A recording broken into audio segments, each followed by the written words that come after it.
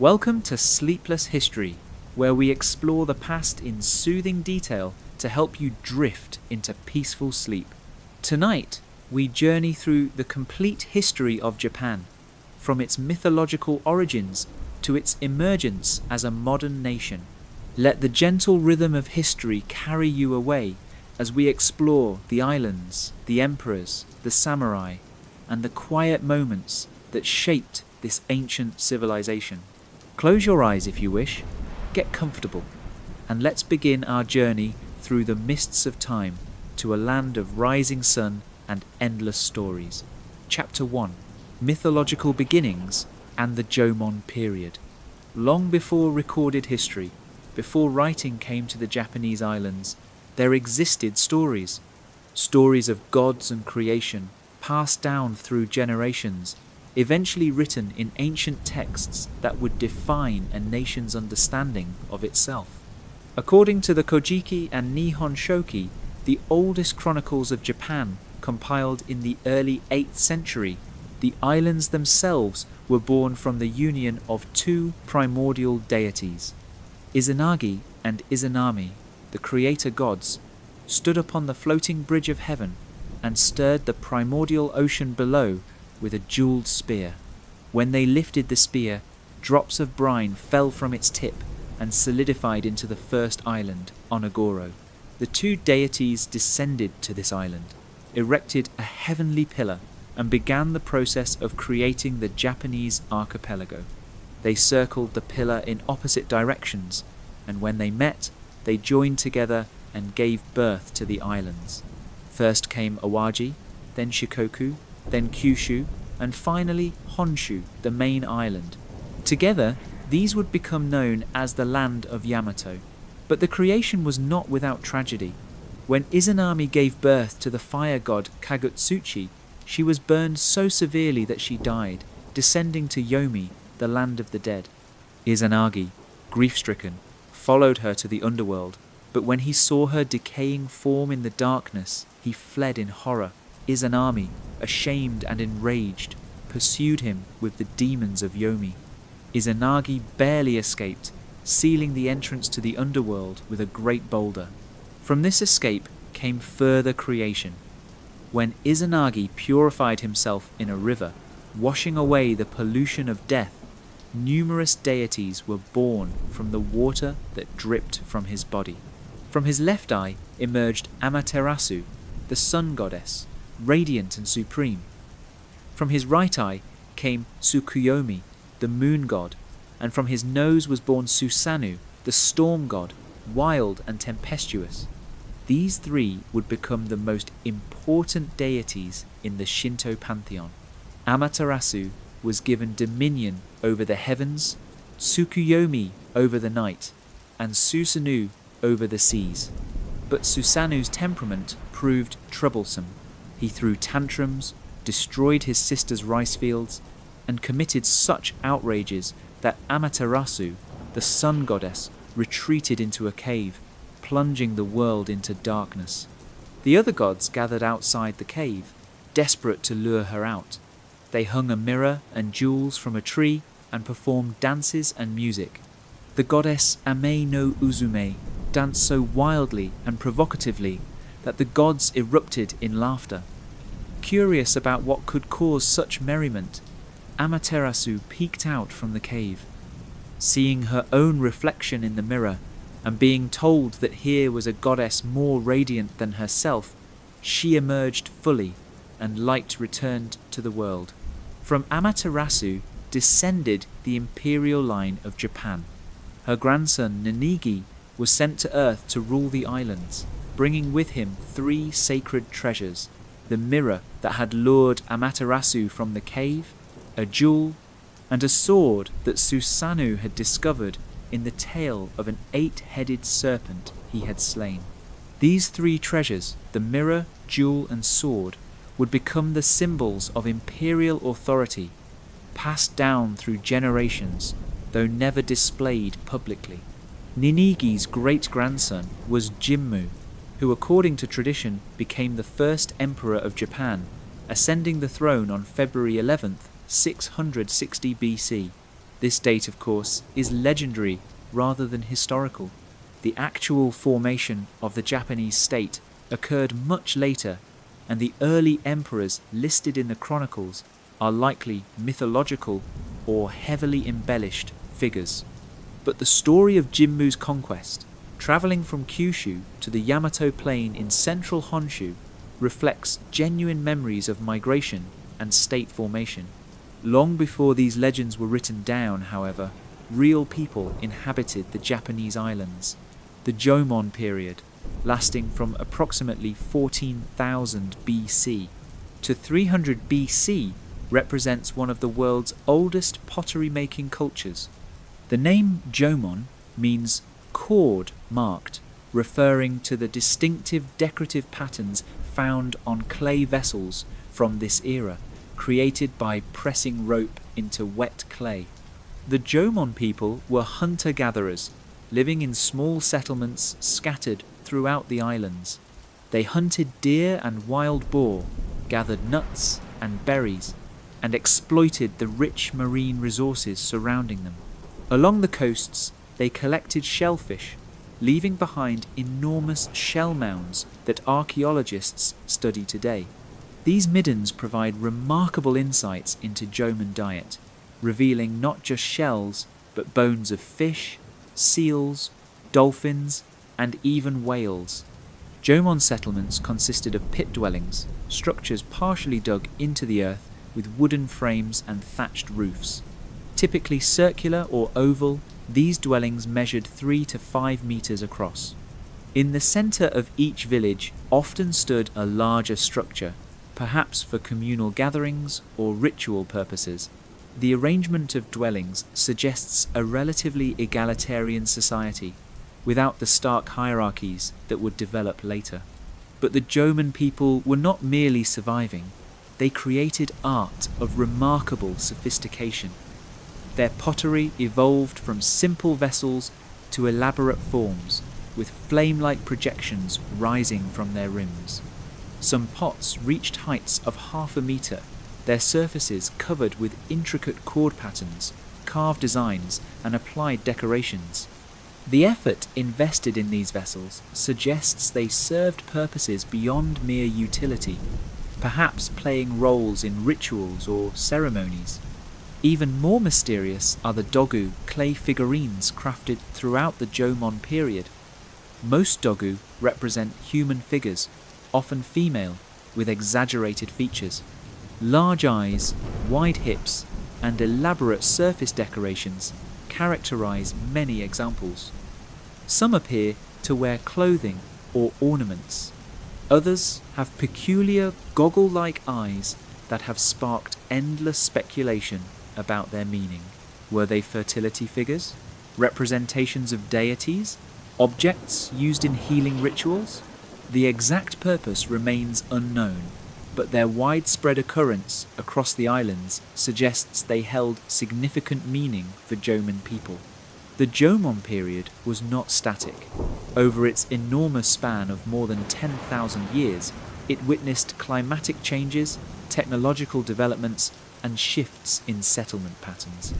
During the Middle Jomon period, from around 3500 to 2500 BC, settlements grew larger and more complex, particularly in central Honshu.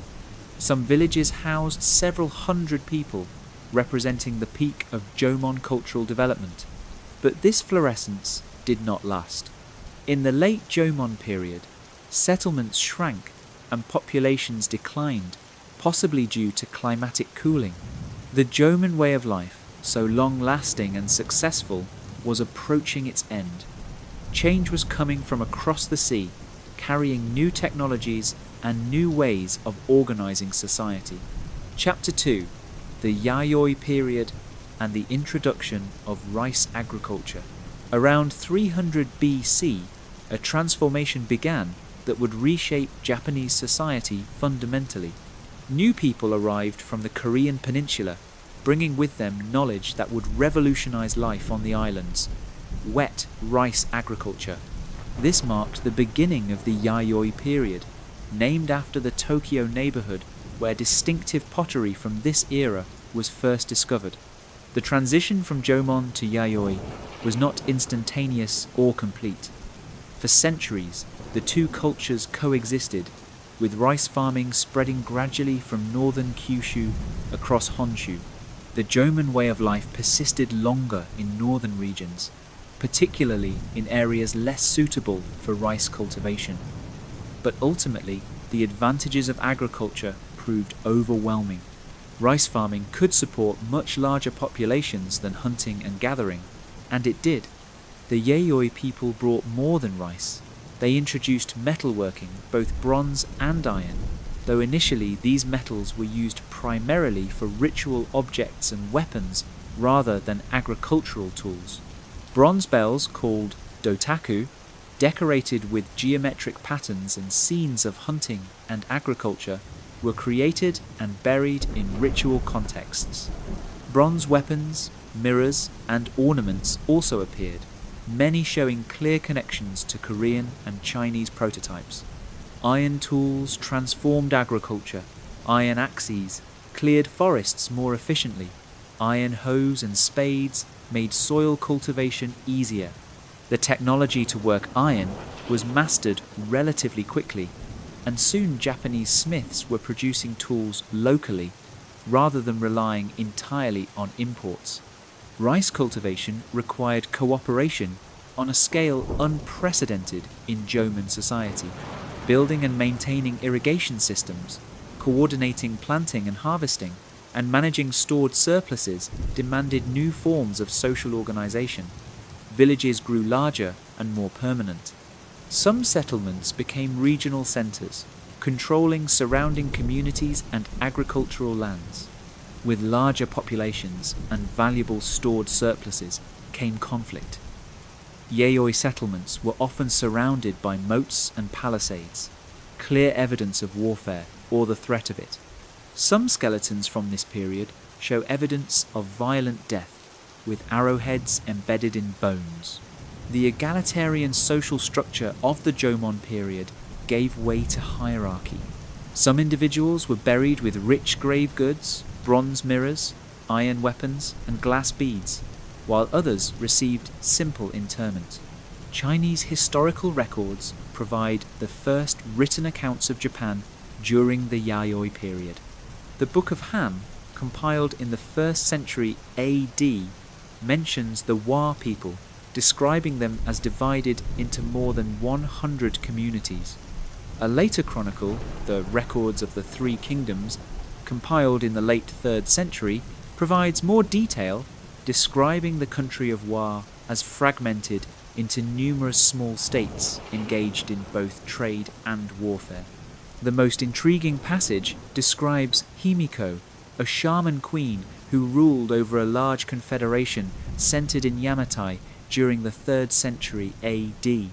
According to Chinese records, Himiko remained unmarried and secluded, attended by 1,000 female servants, while a single man delivered her food and messages. She bewitched her people with magic and sorcery, maintaining order through spiritual power. When disputes arose between various Wa states, they sent envoys to Himiko for resolution. In 239 AD, Himiko sent an embassy to the Chinese court, acknowledging the Wei Emperor as her superior and receiving in return the title Queen of Wa Friendly to Wei. The Chinese emperor sent her gifts including bronze mirrors, textiles, and other valuables.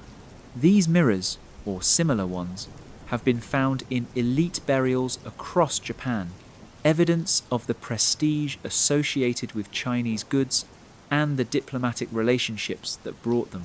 When Himiko died, a great mound was raised, reportedly 100 meters across.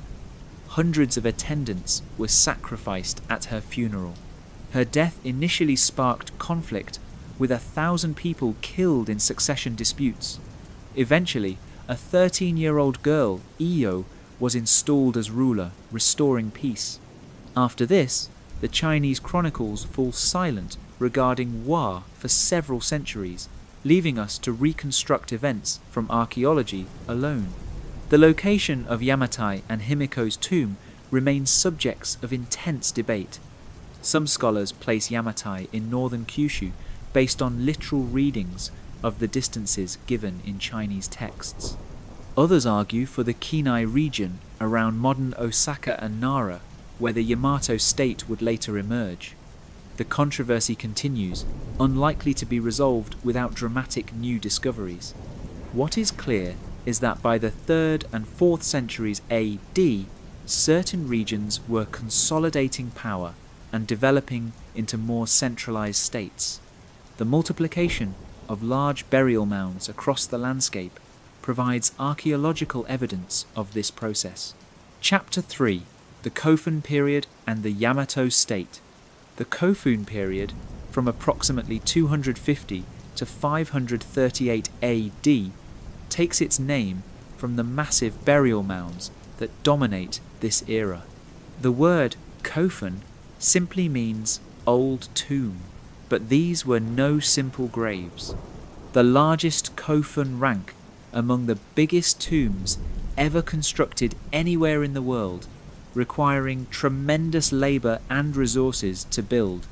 The earliest Great Kofun appeared in the Kinai region, the area around modern Osaka, Nara, and Kyoto.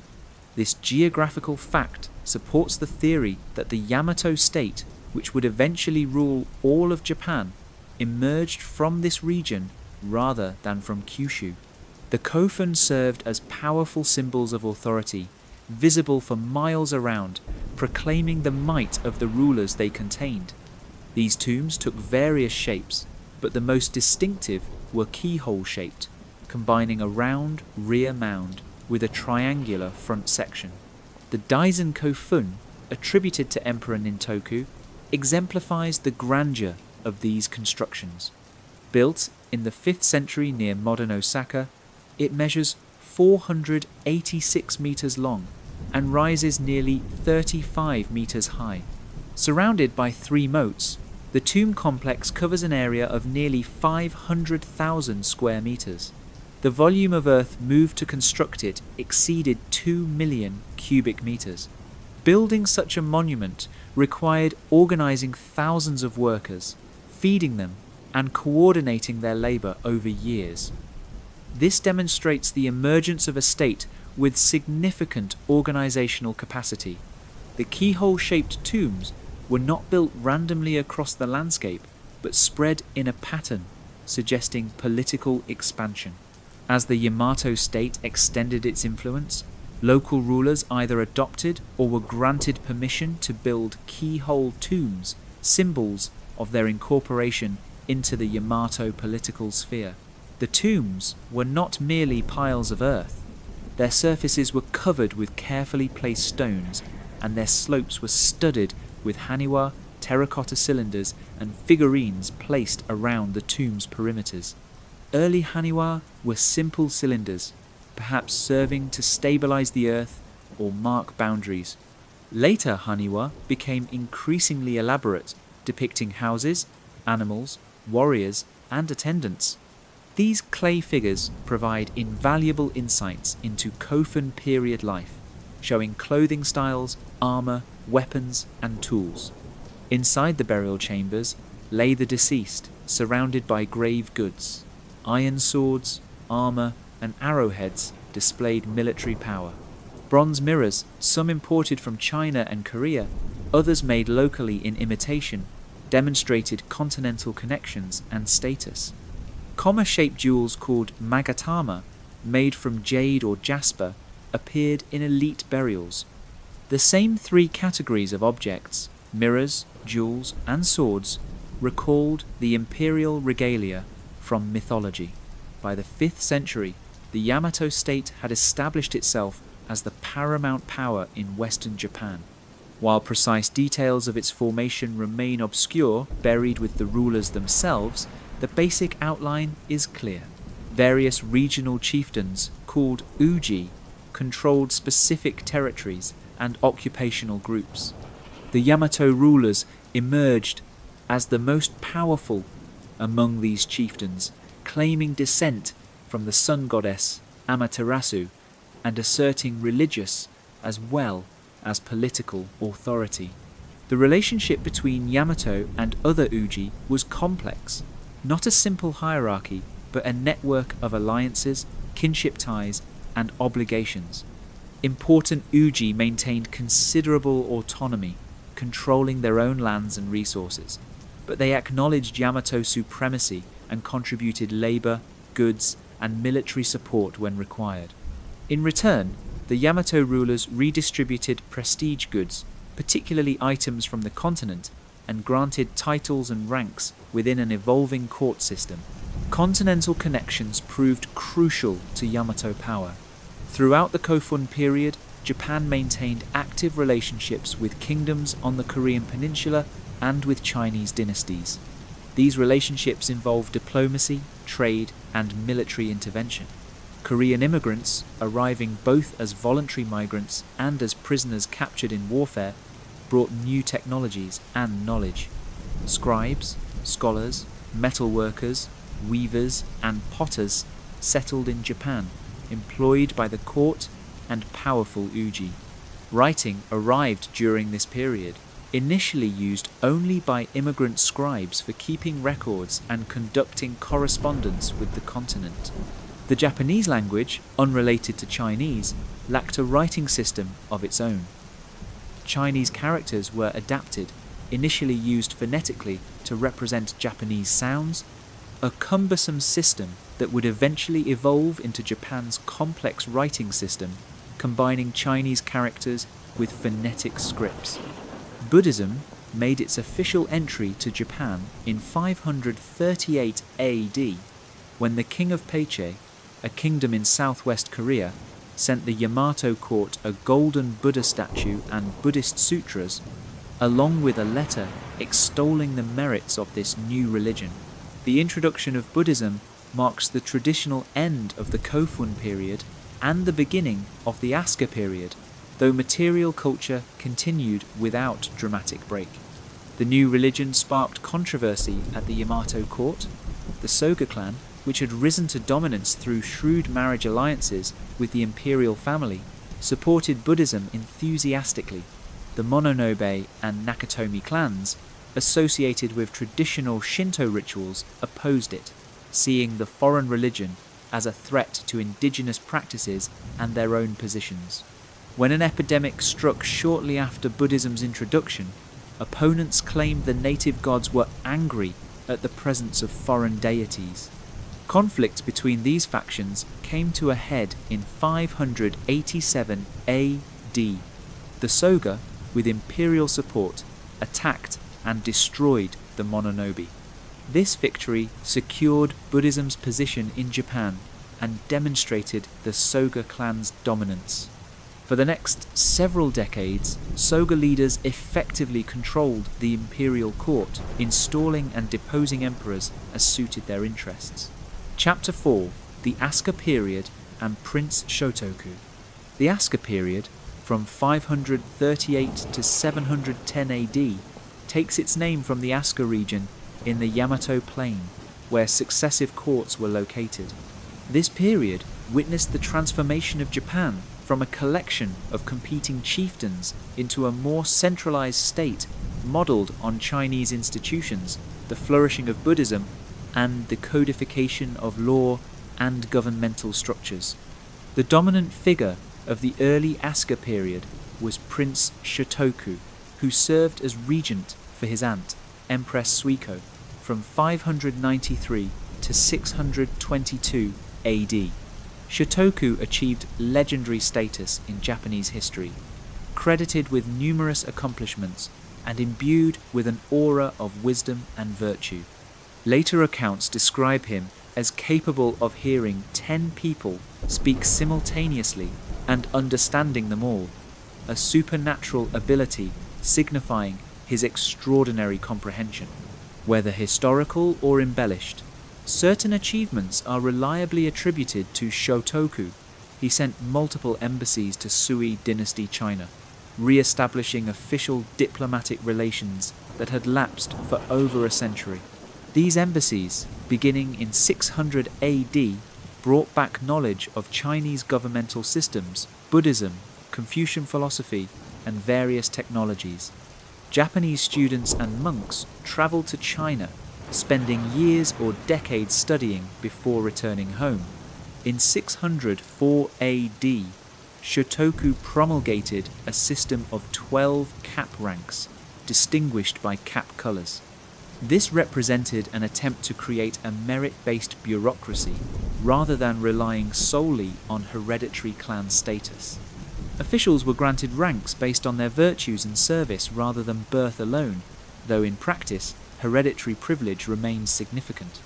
More famous is Shotoku's 17-article constitution, issued in 604 AD. Despite its name, this document was not a constitution in the modern sense, but rather a set of moral and political principles addressed to government officials. Drawing heavily on Buddhist and Confucian thought, the articles emphasized harmony, reverence for Buddhist and Confucian values, obedience to imperial commands, and ethical behavior.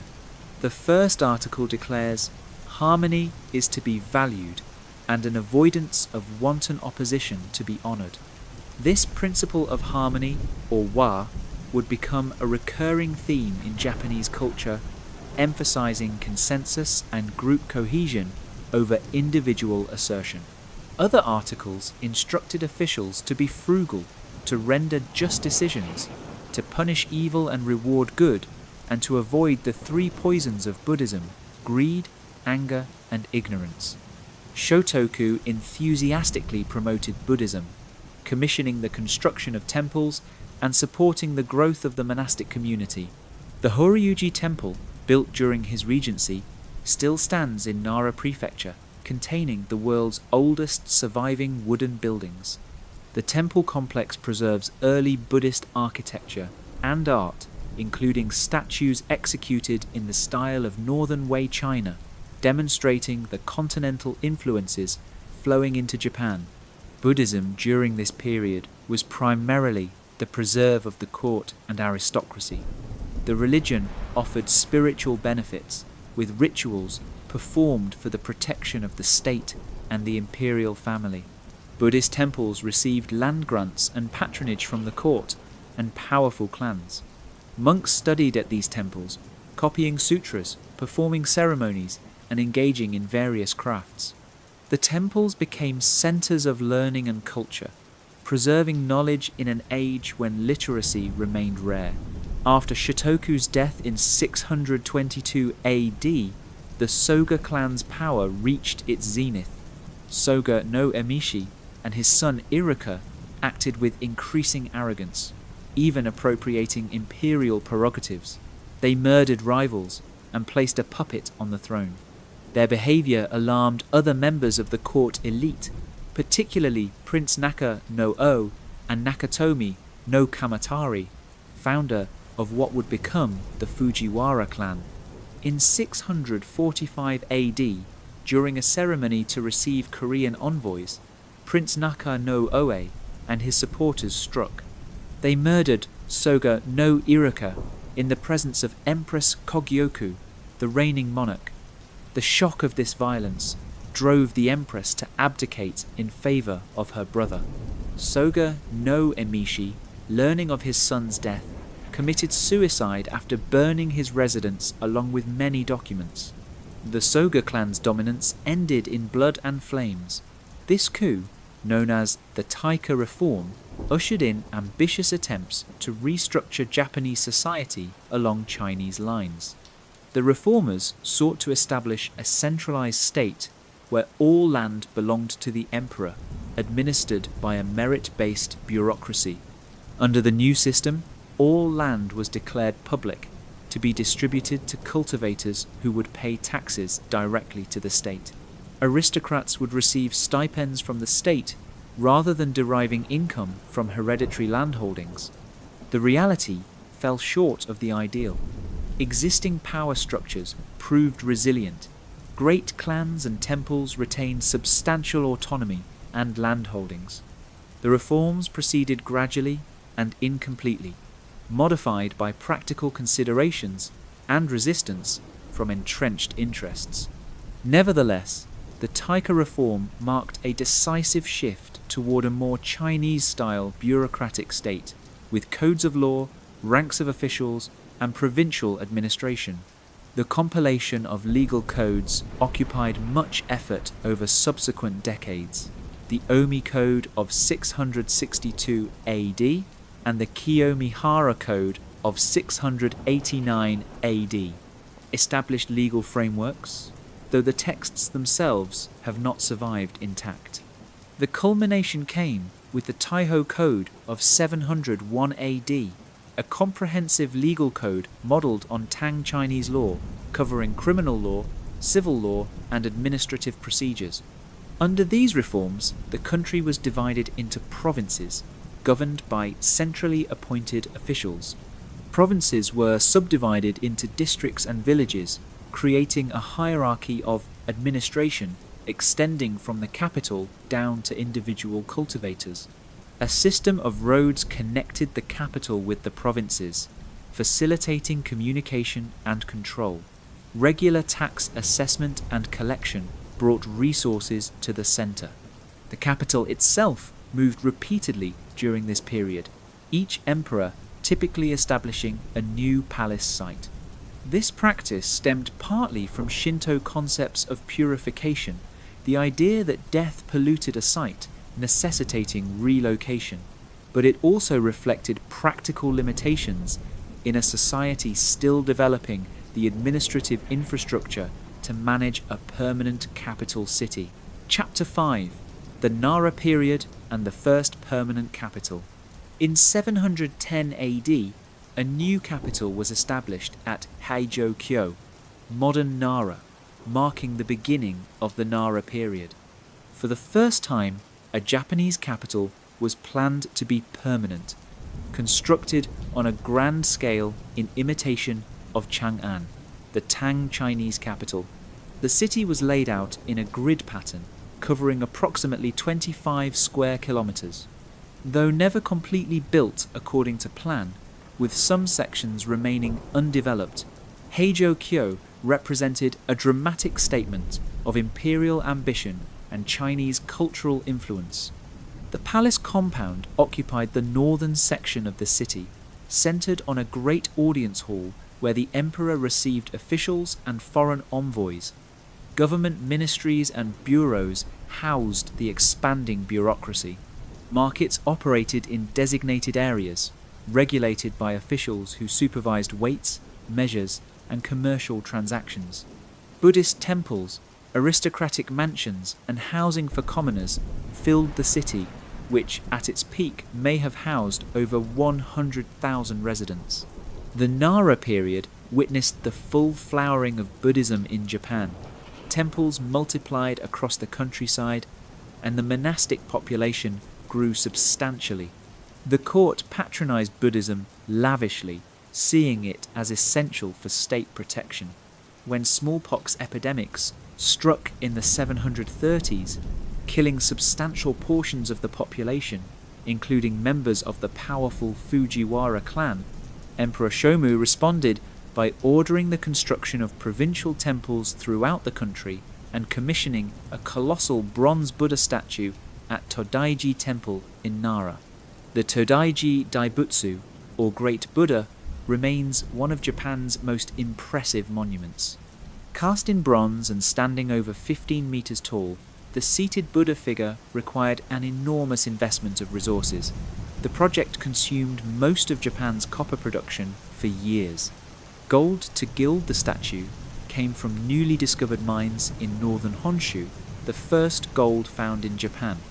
The dedication ceremony in 752 AD attracted thousands of participants, including monks from across East Asia, musicians, dancers, and dignitaries.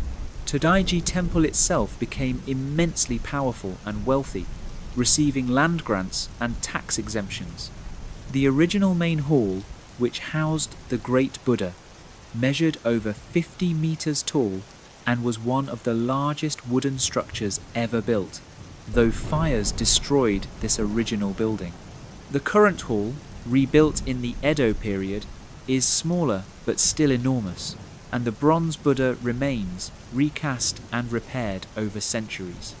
The proliferation of temples and growing monastic population created problems as well as cultural achievements. Temples accumulated tax-free lands, reducing state revenues. Some temples maintained armed monks to defend their interests. Religious figures occasionally meddled in politics. The most notorious case involved Dokyo, a Buddhist monk who became the lover of Empress Koken and wielded enormous influence. Dokyo received high ranks and titles, and rumours spread that he intended to usurp the throne itself.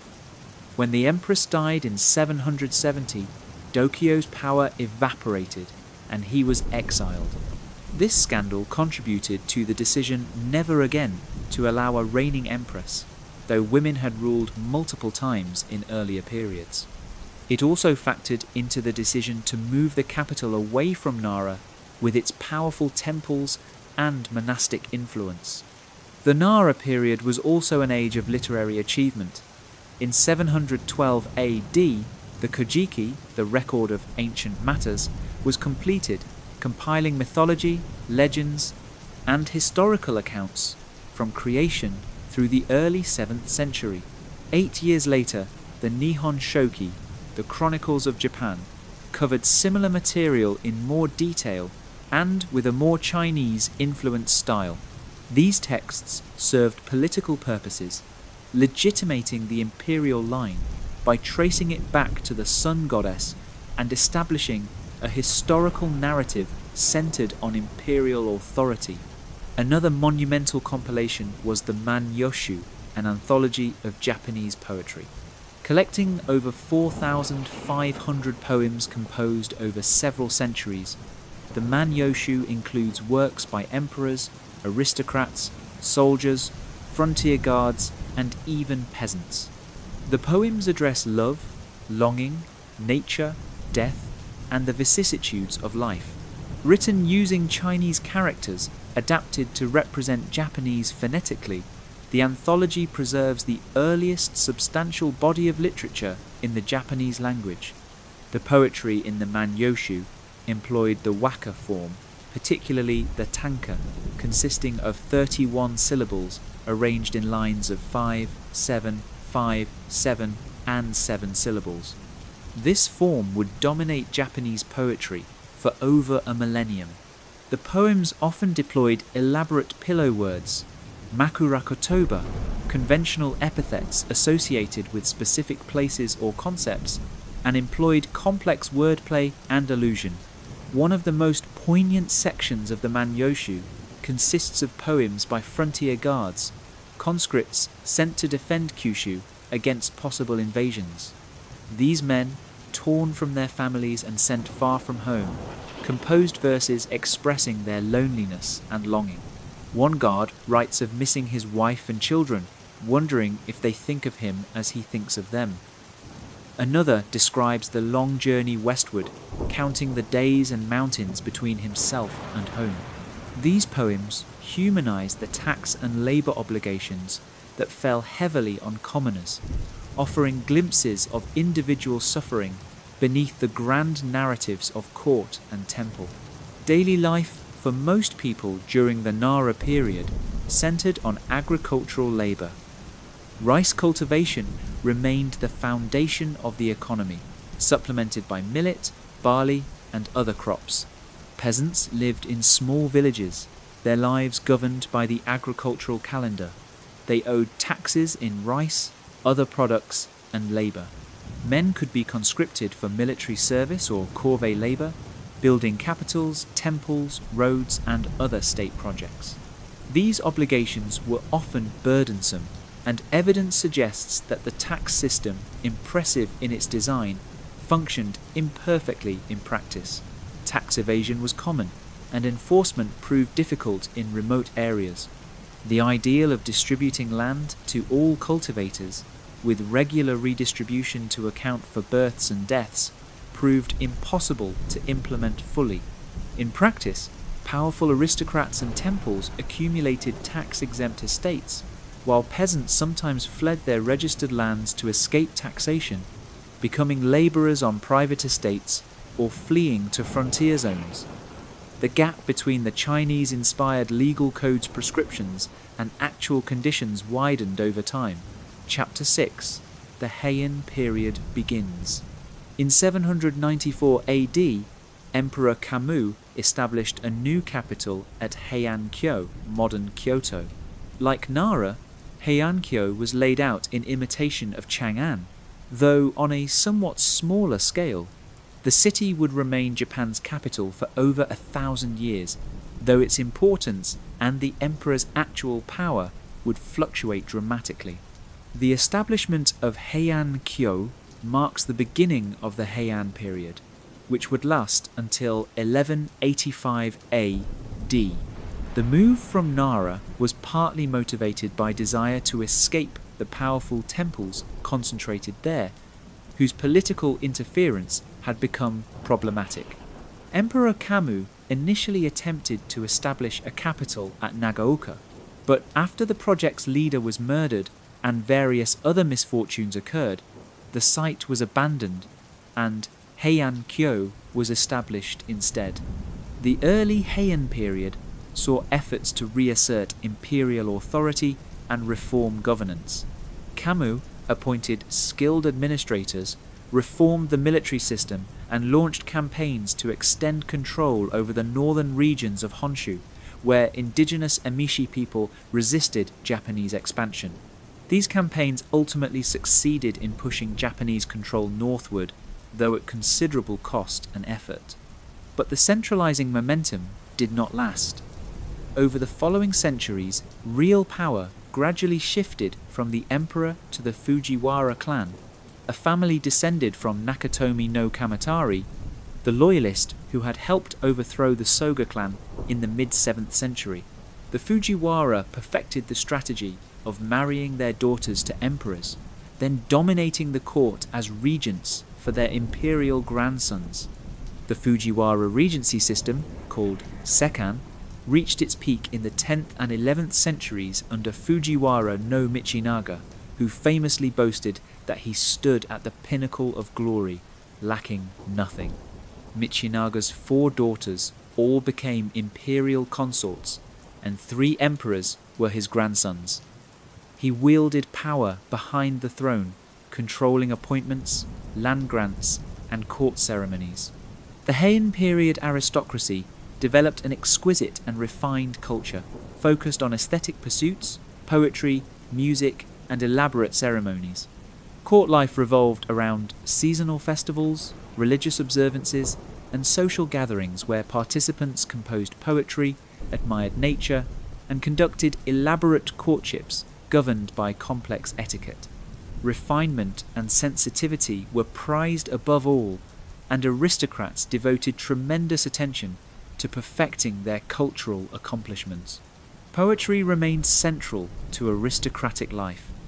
The ability to compose elegant verses spontaneously was essential for social success. Poetry exchanges served as courtship rituals, with men and women conducting relationships largely through written poems, each carefully composed on beautifully selected paper in elegant calligraphy. The slightest inelegance in verse or handwriting could doom a romance. Morning after poems, sent by men to women after a night together, were obligatory, and a poorly composed or delayed poem caused scandal and shame.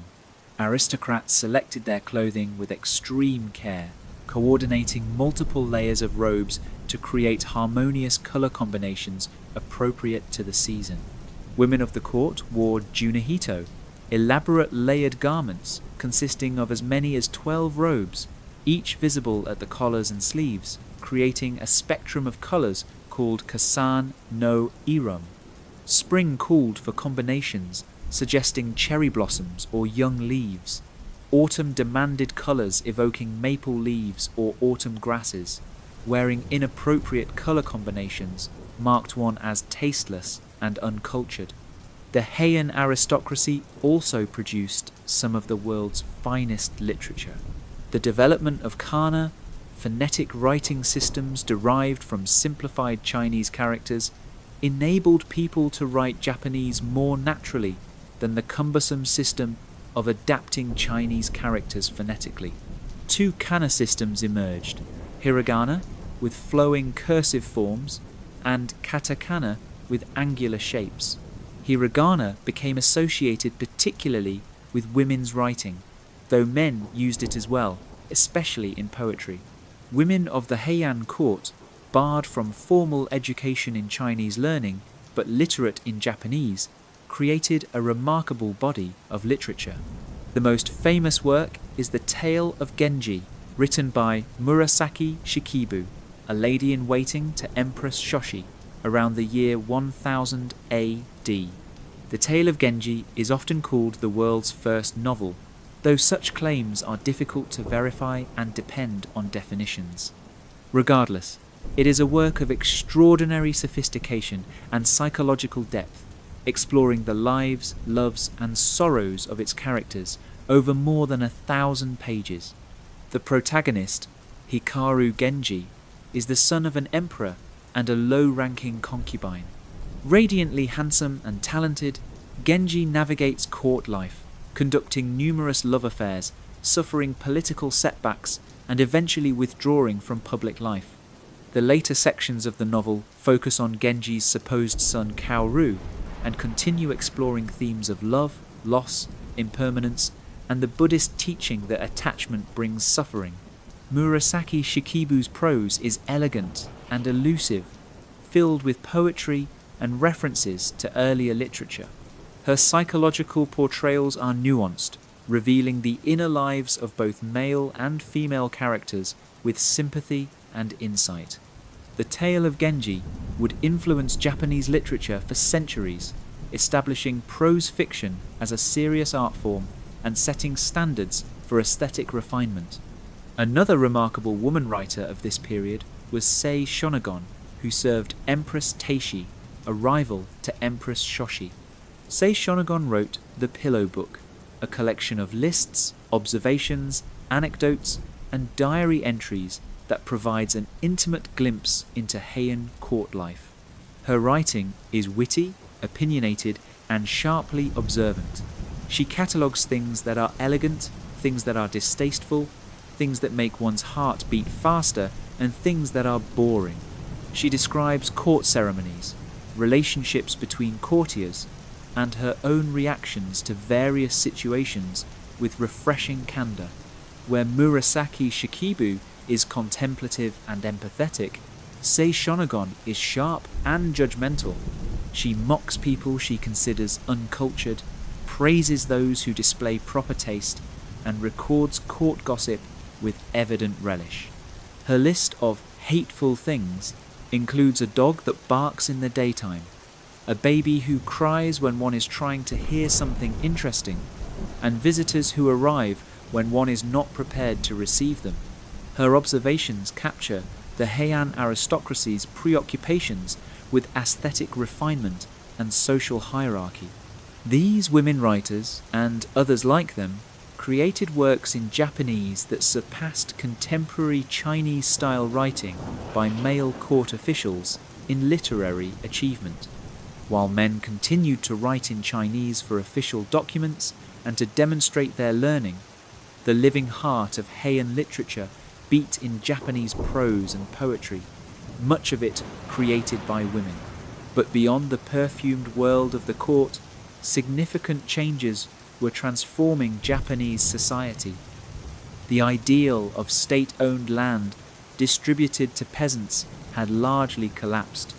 Instead, a system of private estates called shun developed. Aristocrats, temples, and imperial family members accumulated large landholdings, often exempt from taxation and outside the control of provincial governors. These estates were worked by peasants who paid rents to the estate holders rather than taxes to the state. Local strongmen emerged in the provinces, often descended from imperial or aristocratic families, but residing in the countryside rather than at court. These provincial warriors managed estates, settled disputes, and defended their holdings against bandits and rival claimants. Over time, these warriors developed into the samurai class, though the term samurai itself originally meant simply one who serves. Two warrior clans rose to particular prominence: the Taira, also called Heike, and the Minamoto, also called Genji. Both claimed descent from imperial princes who had been given surnames and removed from the line of succession, a common practice to reduce the number of royals the court had to support. These warrior clans formed complex networks of vassalage, with provincial warriors pledging loyalty to powerful clan leaders in exchange for protection and the confirmation of land rights. The Fujiwara regents, focused on court politics and cultural pursuits, increasingly relied on these warrior clans to enforce their will in the provinces and even to provide military force in the capital. This dependence would prove fateful. In the mid-12th century, succession disputes and factional conflicts at court drew the Taira and Minamoto into the political arena with armed force, marking the beginning of warrior dominance in Japanese politics. Chapter 7: The Rise of the Warriors. The mid-Heian period saw the court's authority gradually eroding, challenged not just by the growth of tax-exempt estates, but by increasing disorder in the provinces. Banditry increased, and local strongmen often acted independently of central authority. The court guards and conscript armies of earlier periods had largely fallen into disuse, replaced by reliance on warrior bands led by provincial magnates. In the capital itself, powerful temples maintained armies of warrior monks, Sohei, who would descend from mountain monasteries to intimidate the court into granting their demands. These armed monks, carrying sacred portable shrines as symbols of divine authority, were a fearsome sight. The court often capitulated to their demands rather than risk violence or sacrilege. The first major conflict involving warrior clans erupted in the mid-12th century. In 1156 AD, a succession dispute between retired Emperor Sutoku and Emperor Go Shirakawa led to the Hogan Rebellion. Both sides recruited warriors, with the Taira and some Minamoto supporting Go Shirakawa, while others supported Sutoku. The conflict was brief but decisive. Go Shirakawa's forces won, and Sutoku was exiled. Many warriors on the losing side were executed, marking a departure from the Heian aristocracy's usual aversion to capital punishment. 3 years later, in 1159, conflict erupted again in the Heiji Rebellion. This time, Fujiwara Nobuyori and Minamoto no Yoshitomo attempted to seize power but were defeated by Taira no Kiyomori. The victory established Kiyomori as the dominant military figure in the capital. He executed or exiled his enemies, though he spared the young sons of Minamoto no Yoshitomo, a decision he would come to regret. Taira no Kiyomori adopted the Fujiwara strategy of marrying his daughter to the emperor, and his grandson became Emperor Antoku.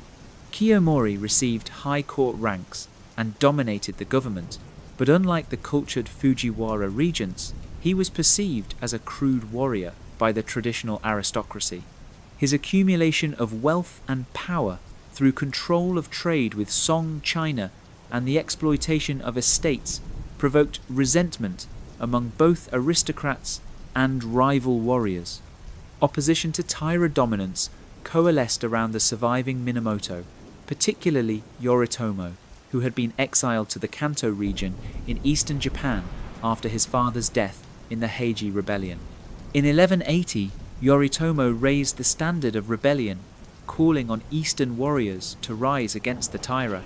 His call found ready response among warriors, resentful of Taira arrogance and eager for opportunities in the chaos of war.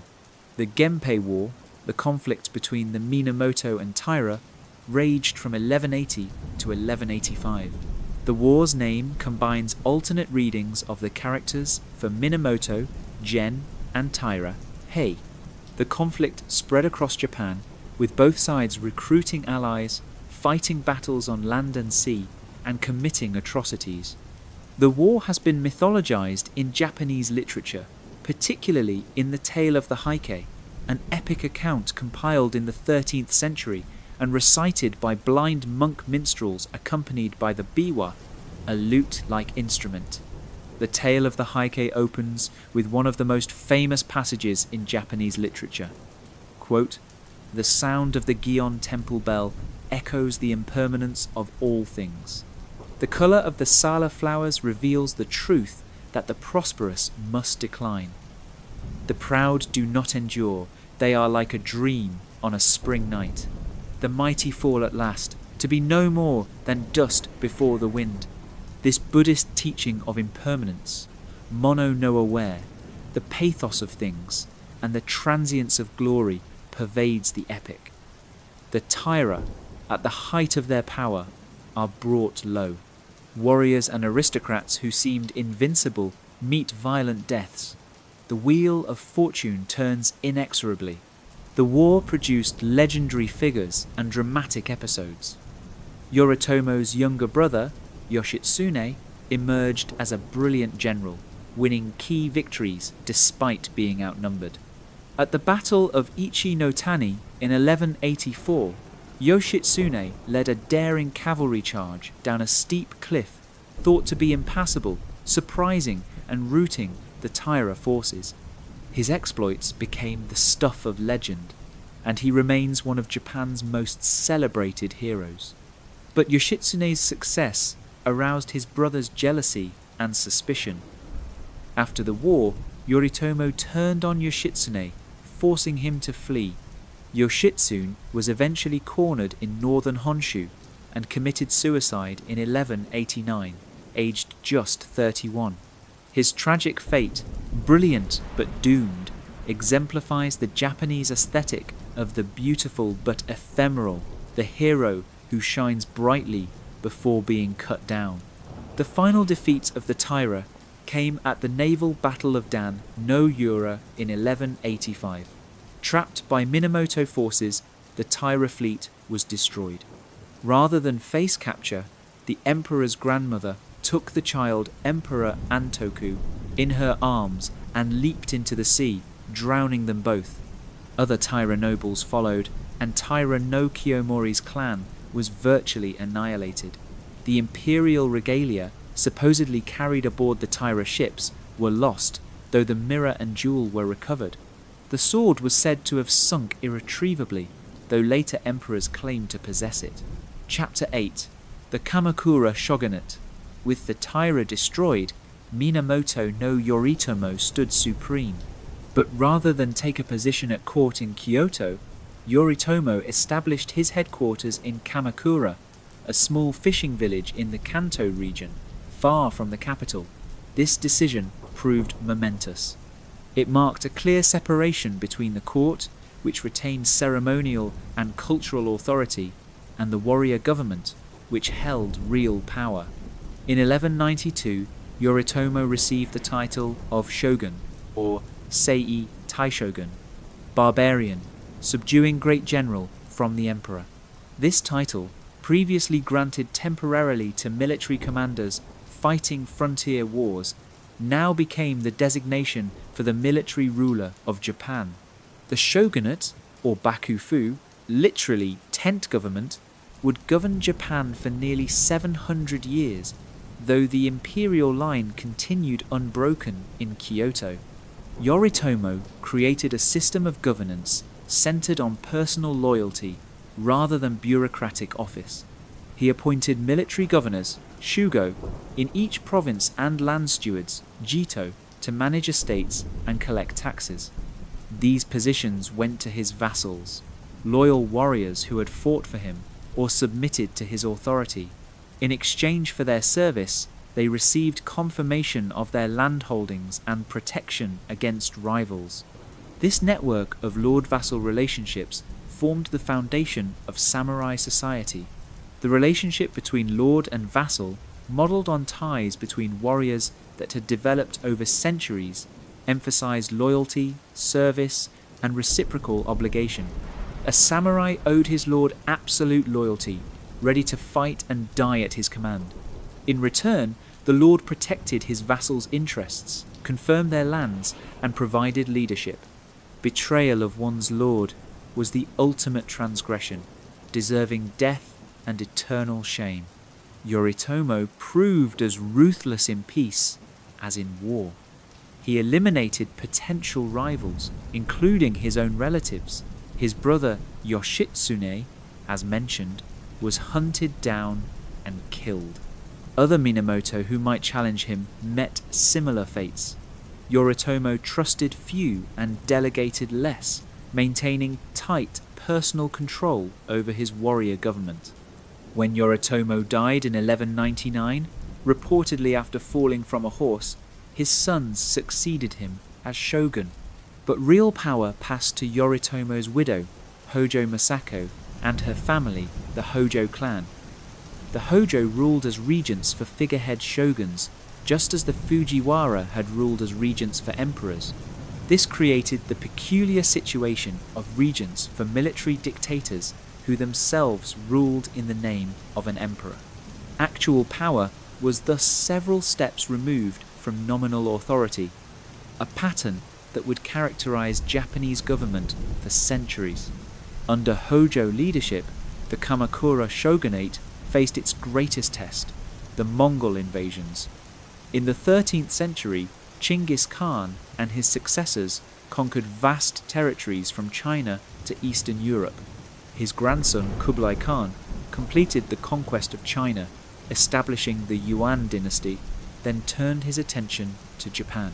In 1266, Kublai Khan sent envoys to Japan demanding submission and tribute. The letter addressed the King of Japan in terms that assumed Japanese vassalage to China, a presumption the Japanese rejected. The Bakufu, under Hojo Tokimune, refused the demands and prepared for war. Kublai sent multiple embassies over the following years, all rebuffed. In 1274, a Mongol fleet carrying approximately 30,000 troops from Korea sailed for Japan.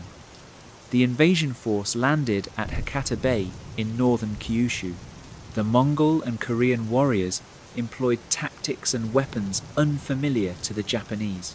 They fought in coordinated units using bombs, poisoned arrows, and massed crossbow fire. The samurai, accustomed to individual combat and formal challenges before battle, were initially overwhelmed. But the invasion force withdrew after a single day of fighting, possibly due to storms or concerns about supply lines. The Japanese interpreted this as divine intervention, protection by the gods.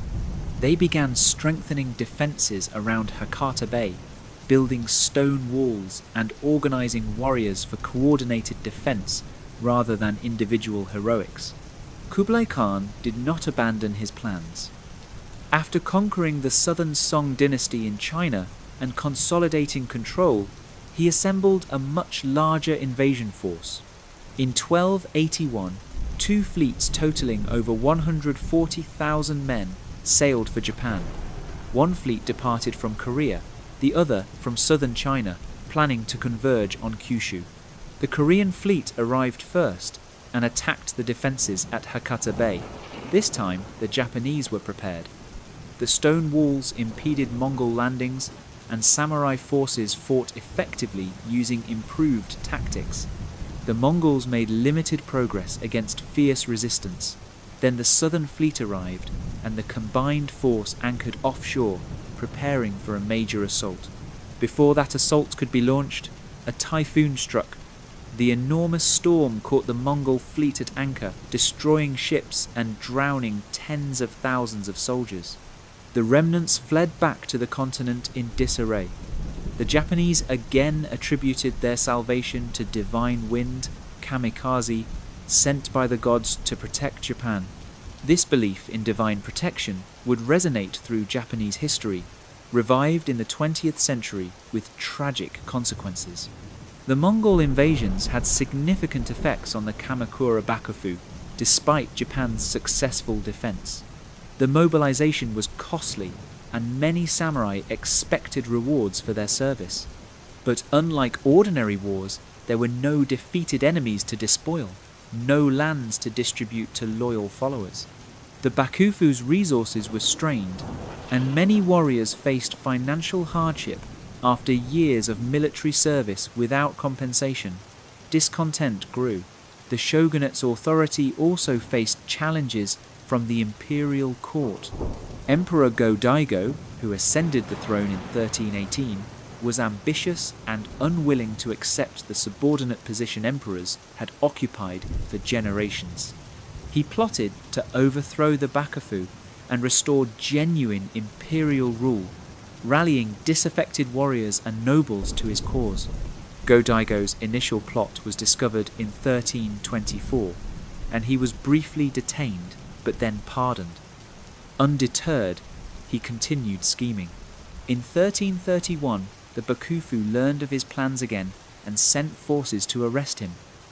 Go-Daigo fled the capital but was captured and exiled to the Oki Islands in 1332. But the emperor's cause attracted powerful supporters. Kusunoki Masashige, a minor warrior from a mountainous region, raised forces loyal to Go-Daigo, conducting guerrilla warfare against Bakufu troops.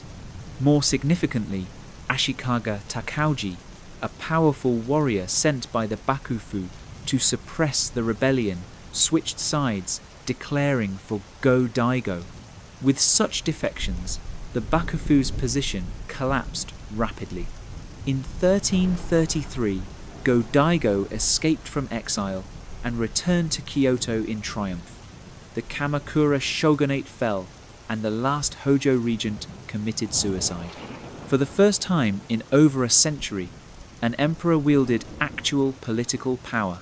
Go-Daigo's restoration, called the Kemu Restoration, abolished the shogunate and attempted to reassert direct imperial rule.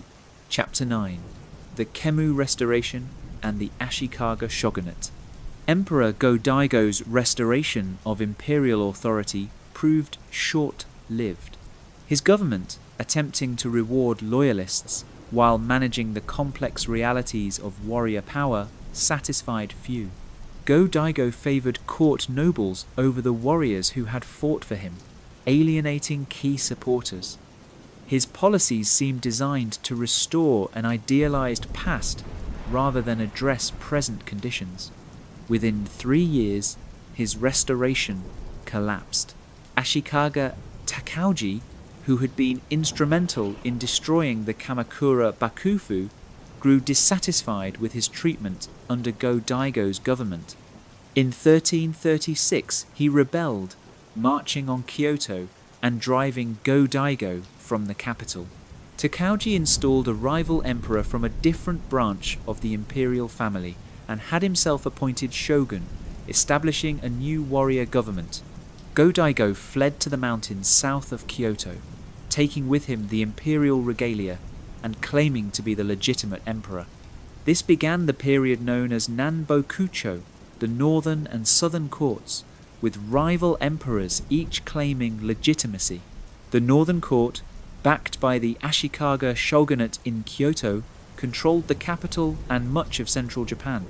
The southern court, initially based at Yoshino in the mountains, commanded the loyalty of warriors in outlying regions. This division persisted for 60 years, from 1336 to 1392, with intermittent warfare between the two sides. Eventually, the southern court's position became untenable as support dwindled. In 1392, Ashikaga Yoshimitsu, the third Ashikaga shogun, negotiated a compromise in which the southern emperor abdicated in favour of the northern line, ending the split. The imperial regalia were returned to Kyoto, and Japan once again had a single emperor, though that emperor remained subordinate to the shogun. The Ashikaga shogunate, also called the Muromachi Bakufu, after the district in Kyoto, where the shoguns resided, differed from the Kamakura shogunate in significant ways. Where the Kamakura shoguns had maintained their headquarters far from Kyoto, deliberately separating military from courtly affairs, the Ashikaga shoguns established themselves in the capital itself. This proximity to the court influenced warrior culture, encouraging samurai to adopt aristocratic aesthetic pursuits while retaining their martial traditions. The Ashikaga period witnessed a flowering of arts and culture, often called Kitayama and Higashiyama culture, after the eastern and northern mountains of Kyoto, where successive shoguns built their villas. Shogun Ashikaga Yoshimitsu, who ruled from 1368 to 1394 before retiring but continuing to wield power until his death in 1408, was a great patron of the arts.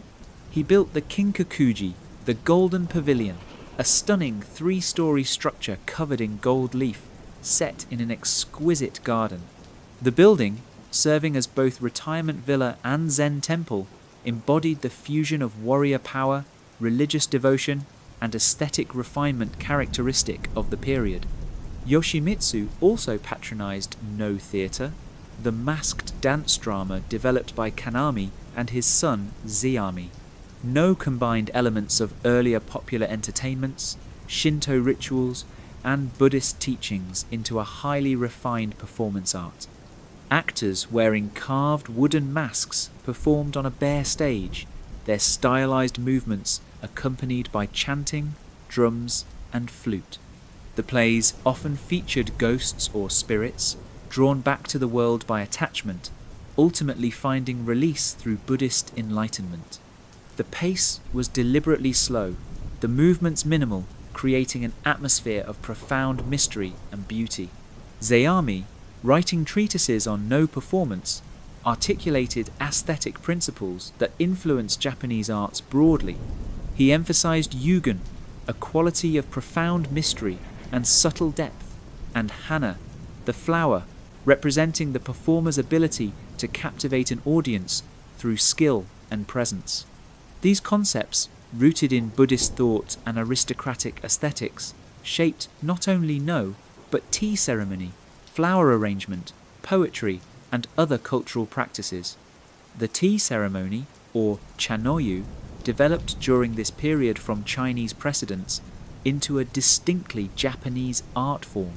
Initially a pastime of monks and aristocrats, tea ceremony was refined and formalized by tea masters who established elaborate etiquette and aesthetic principles. The ceremony emphasized simplicity, tranquility, and mindfulness. Participants entered a small tea house, often through a low door requiring them to bow, symbolizing humility. The host prepared and served tea using prescribed movements, each gesture deliberate and meaningful.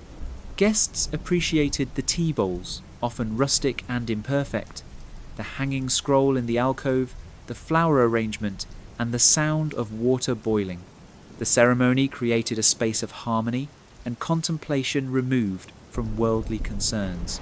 Zen Buddhism profoundly influenced these cultural developments.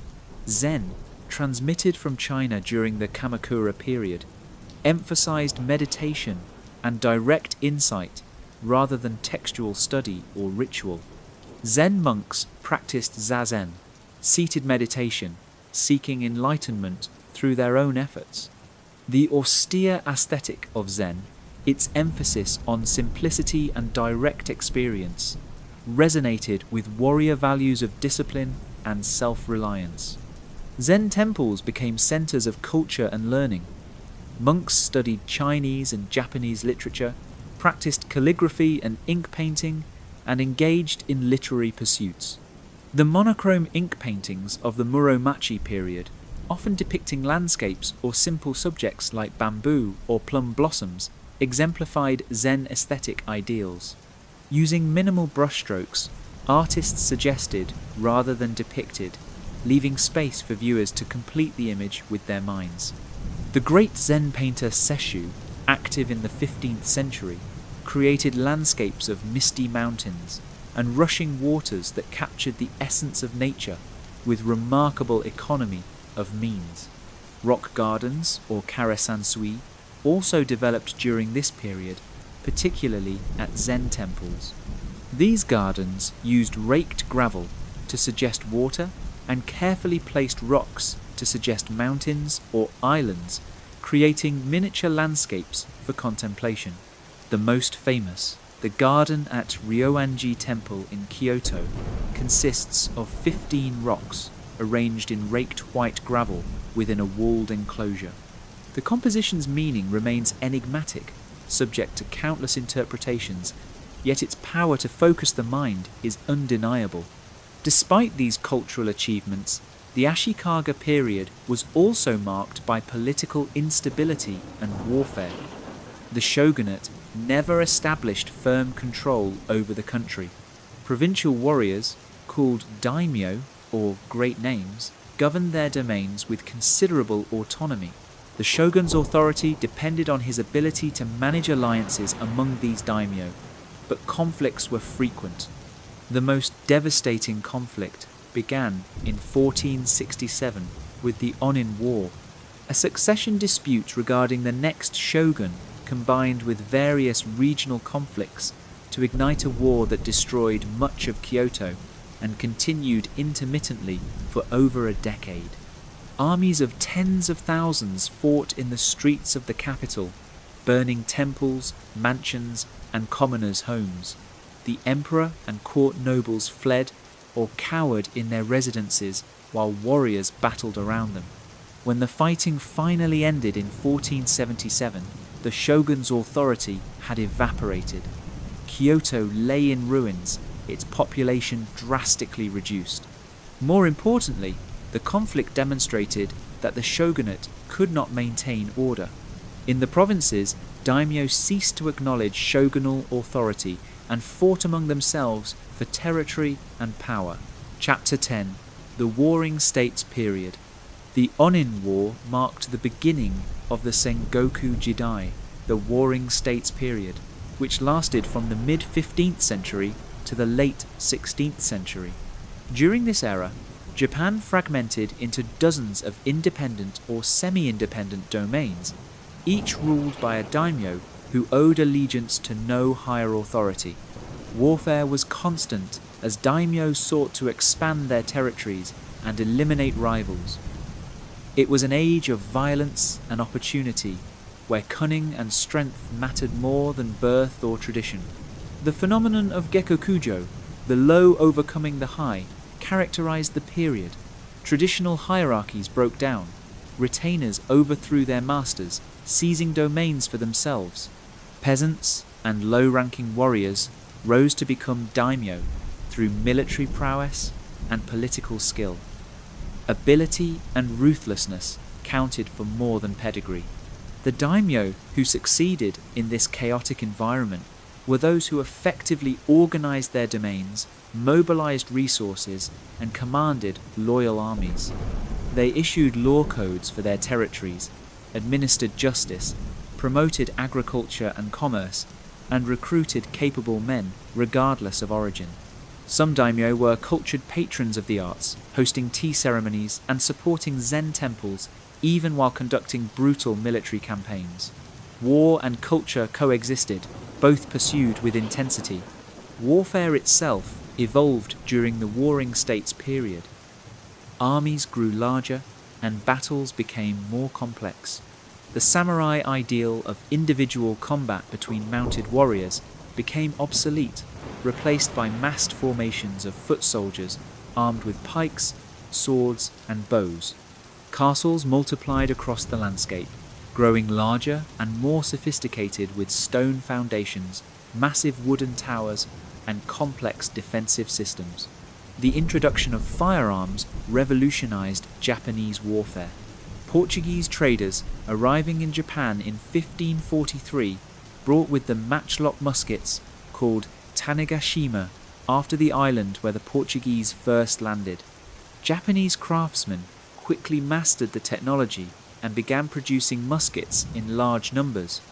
Within decades, Japan possessed more firearms than any European nation.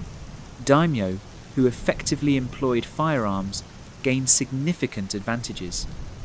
Oda Nobunaga, one of the period's most important figures, understood this clearly.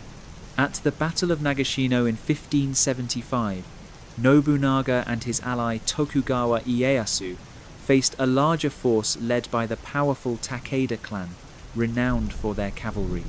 Nobunaga positioned thousands of musketeers behind wooden palisades and used them in rotating volleys to devastating effect. The Takeda cavalry charged repeatedly but were cut down by continuous musket fire. The victory shattered the Takeda clan's power and demonstrated the decisive impact of firearms and innovative tactics. Oda Nobunaga, born in 1534, began as the daimyo of a small domain in Owari province, modern Aichi prefecture.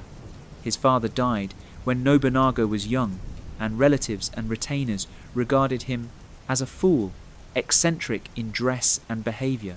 But Nobunaga proved far from foolish. He consolidated control over his domain, eliminating rivals and subduing neighboring territories through a combination of military force and strategic marriages. In 1560, Nobunaga achieved a stunning victory at the Battle of Okehazama. Imagawa Yoshimoto, one of the most powerful daimyo in eastern Japan, was marching toward Kyoto with an army of perhaps 25,000 men. Nobunaga commanded only 3,000.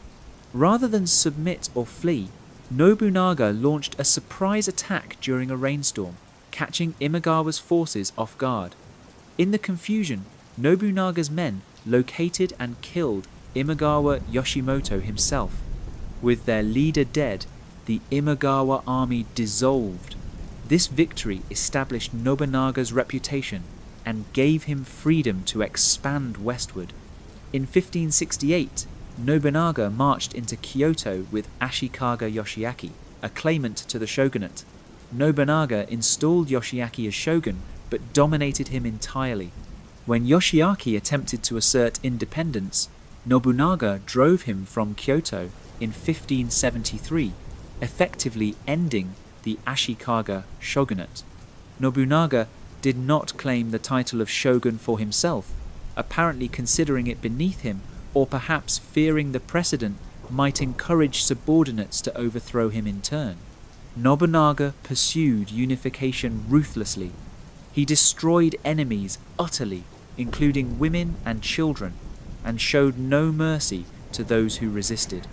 When the Buddhist temple complex on Mount Hiei, near Kyoto, supported his enemies, he attacked it in 1571, burning buildings and slaughtering thousands of monks. The monastery, a major center of Buddhist learning and power for centuries, was devastated. Nobunaga saw Buddhist institutions as obstacles to his control and showed them no deference. He promoted Christianity, partly to counterbalance Buddhist influence, and partly to encourage trade with the Portuguese. Christian missionaries, primarily Jesuits, had arrived in Japan in 1549 with Francis Xavier. They found initial success, particularly in Kyushu, converting daimyo and their subjects. Nobunaga welcomed missionaries, partly from pragmatic interest in Western trade and technology. Portuguese traders brought not only muskets, but also raw silk, fine textiles, and other goods.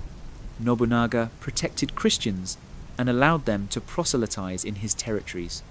By 1582, Nobunaga controlled central Japan and was poised to complete the unification of the country. But his career ended abruptly when one of his generals, Akechi Mitsuhide, betrayed him. While Nobunaga was staying at Honnoji Temple in Kyoto with only a small guard, Akechi attacked with a large force. Realizing the situation was hopeless, Nobunaga committed suicide. His body was never recovered, probably consumed in the flames that engulfed the temple. Akechi Mitsuhide's treachery gained him nothing. Within days, another of Nobunaga's generals, Toyotomi Hideyoshi, who had been campaigning in western Japan, rushed back to Kyoto. At the Battle of Yamazaki, Hideyoshi crushed Akechi's forces, and Akechi was killed shortly after, either in battle or while fleeing. Hideyoshi then maneuvered to become Nobunaga's successor, defeating or co-opting other potential rivals. Toyotomi Hideyoshi's rise exemplified Gekkokujo. Born a peasant, the son of a foot soldier, Hideyoshi entered Nobunaga's service as a sandal bearer. Through intelligence, loyalty, and military skill, he rose to become one of Nobunaga's most important generals. After Nobunaga's death, Hideyoshi continued the work of unification, bringing the remaining independent daimyo under his control through a combination of military campaigns and diplomatic arrangements. By 1590, Hideyoshi had unified Japan under his authority. He did not take the title of shogun, probably because his peasant origins made such a claim absurd to the aristocracy. Instead, he manipulated court ranks, eventually receiving the title of Kampaku, imperial regent, and later Taiko, retired regent. These positions gave him nominal authority over the emperor and the entire realm. Hideyoshi implemented policies designed to stabilize his regime and prevent the rise of new challengers. In 1588, he issued the Sword Hunt Edict, ordering the confiscation of weapons from peasants and monks. The edict stated that the collected swords would be melted down to provide nails and bolts for a great Buddha statue, thus serving religious purposes. In reality, the policy disarmed the rural population and helped establish a clear distinction between the samurai class, who retained the right to bear arms, and commoners who did not. This froze social mobility, preventing ambitious peasants from becoming warriors as Hideyoshi himself had done. Hideyoshi also conducted land surveys, measuring fields and assessing their productive capacity. These surveys established tax obligations and clarified land ownership, reducing disputes and increasing revenue. Peasants were registered in specific villages and forbidden to move without permission, further restricting mobility and ensuring a stable tax base. Despite his accomplishments, Hideyoshi grew increasingly erratic in his later years. He dreamed of conquering China and launched 2 disastrous invasions of Korea in 1592 and 1597. The first invasion achieved initial success, with Japanese forces sweeping northward and capturing Seoul. But Korean resistance stiffened and Chinese forces intervened. The Japanese became bogged down in a brutal guerrilla war. Korean naval forces under Admiral Yi Sun-sin, using innovative armoured warships called turtle ships, devastated Japanese supply lines. The first invasion ended inconclusively in 1593 with a ceasefire. Negotiations dragged on, but resumed warfare in 1597 brought no better results for Japan. When Hideyoshi died in 1598, his commanders withdrew from Korea, ending the invasions. The campaigns had cost hundreds of thousands of lives, devastated Korea, and gained nothing for Japan. The most lasting impact was cultural. Korean potters, captured and brought to Japan, revolutionized Japanese ceramics. Hideyoshi left behind a young son, Hideyori, and appointed a council of 5 regents to govern until the boy reached adulthood. The most powerful regent was Tokugawa Ieyasu, a longtime ally of Nobunaga and Hideyoshi, who controlled vast territories in eastern Japan. Ieyasu had waited decades for his opportunity, and with Hideyoshi dead, he moved to seize supreme power. Chapter 11. The Tokugawa Shogunate and Sakoku. Tokugawa Ieyasu had survived the violent politics of the Warring States period through patience, caution, and calculated risk-taking. Born in 1542 to a minor daimyo family, Ieyasu spent his childhood as a hostage, first to the Imagawa clan, then briefly to Oda Nobunaga.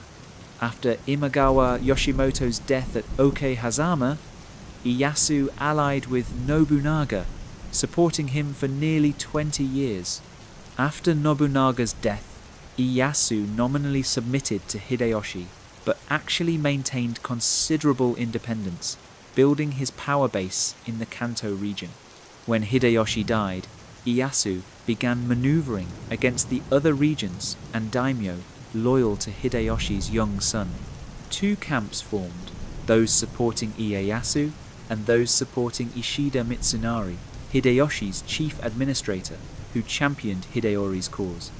The conflict came to a head at the Battle of Sekigahara on October 21st, 1600. Sekigahara was one of the largest and most decisive battles in Japanese history. Approximately 160,000 men participated, divided roughly equally between the two sides. The battle began in fog and confusion, with neither side able to see the full extent of the opposing forces. As the fog cleared, fierce fighting erupted across the field. The outcome remained uncertain for hours. Then, at a crucial moment, Kobayakawa Hideyaki, commanding 15,000 men nominally on Mitsunari's side, betrayed him and attacked his allies. This treachery, arranged beforehand by Ieyasu, shattered Mitsunari's army.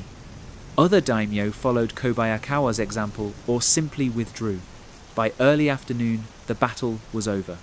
Mitsunari fled, but was captured days later and executed. Ieyasu's victory at Sekigahara gave him control of Japan. In 1603, the emperor appointed Ieyasu shogun, establishing the Tokugawa shogunate, which would rule Japan for over 260 years. Unlike previous shoguns, Ieyasu ensured his dynasty's continuance by thoroughly crushing potential rivals and establishing a political system that maintained Tokugawa dominance. Ieyasu did not immediately destroy Hideyoshi's son, Hideyori, who still commanded loyalty from some daimyo. But in 1614, Ieyasu manufactured a pretext for attacking Osaka Castle, where Hideyori resided. After a winter campaign ended in stalemate, Ieyasu returned in the summer of 1615 with overwhelming force. Osaka Castle fell, and Hideyori committed suicide along with his mother. The Toyotomi line was extinguished, removing the last potential rival to Tokugawa authority. The Tokugawa shogunate established its capital at Edo, modern Tokyo, while the emperor remained in Kyoto. This separation suited the shoguns, who maintained tight control over the emperor and court nobles while keeping them distant from real power. The emperor performed ceremonies and granted titles but made no political decisions. To prevent daimyo from accumulating power that might threaten the shogunate, Ieyasu and his successors implemented the Sankin Kotai system, alternate attendance. Daimyo were required to maintain residences in Edo and to spend alternate years there, attending the shogun's court. When a daimyo returned to his domain, his wife and heir remained in Edo as hostages. This system had multiple effects. It forced daimyo to spend enormous sums maintaining two residences and travelling with large retinues between their domains and Edo, limiting resources available for military build-up. It concentrated the daimyo and their families in Edo, where the shogunate could monitor them, and it stimulated the economy, with daimyo processions requiring lodging, food, and services along the highways. The shogunate also regulated daimyo through strict laws. The Bukei Shohato, or laws for military houses, first issued in 1615 and periodically revised, prescribed behaviour for the daimyo class. Marriages required shogunal approval. Castle repairs beyond basic maintenance needed permission. Daimyo could not form private alliances. These regulations, backed by the shogunate's overwhelming military power and intelligence network, kept the daimyo subordinate. The Tokugawa also implemented a rigid social hierarchy. Japanese society was officially divided into 4 classes: samurai, peasants, artisans, and merchants, in descending order of status. In reality, gradations within each class created a more complex social structure. but the four-class system provided an ideological framework emphasizing order and fixed roles. Samurai comprised the ruling class, warriors who governed in peacetime. Though still trained in martial arts, most samurai served as administrators rather than soldiers. They received stipends, measured in rice, from their daimyo or the shogunate. Urban samurai lived in castle towns, centers of domain administration. They enjoyed privileges including the right to wear two swords and to cut down commoners who showed disrespect, though this right was legally regulated and rarely exercised in practice. Peasants formed the largest segment of society, roughly 80 to 85% of the population. They worked the land, growing rice and other crops. Villages were largely self-governing, with headmen and councils managing local affairs under samurai oversight.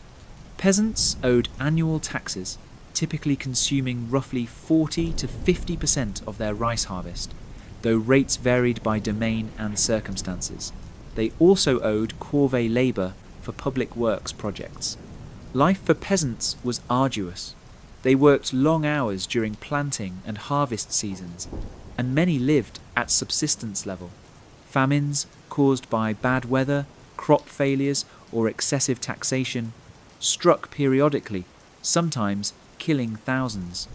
Yet peasants were not mere victims. They developed sophisticated agricultural techniques, irrigation systems, and commercial crops. Many rural areas saw significant economic growth during the Tokugawa period, with some peasants accumulating wealth rivaling urban merchants. Artisans possessed skills in various crafts: carpentry, metalworking, weaving, pottery, and countless other specializations. They lived in cities and castle towns, often in designated quarters. Their status theoretically exceeded merchants because they produced goods rather than merely circulating them, though in practice, economic realities complicated this hierarchy. Merchants occupied the bottom of the official hierarchy because they produced nothing, merely profiting from others' labour. But commerce thrived during the Tokugawa period, and merchants grew wealthy.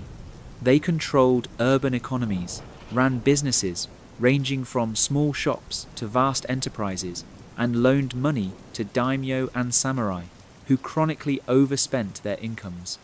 The contradiction between merchants' low official status and high economic power created social tensions that would contribute to the shogunate's eventual downfall.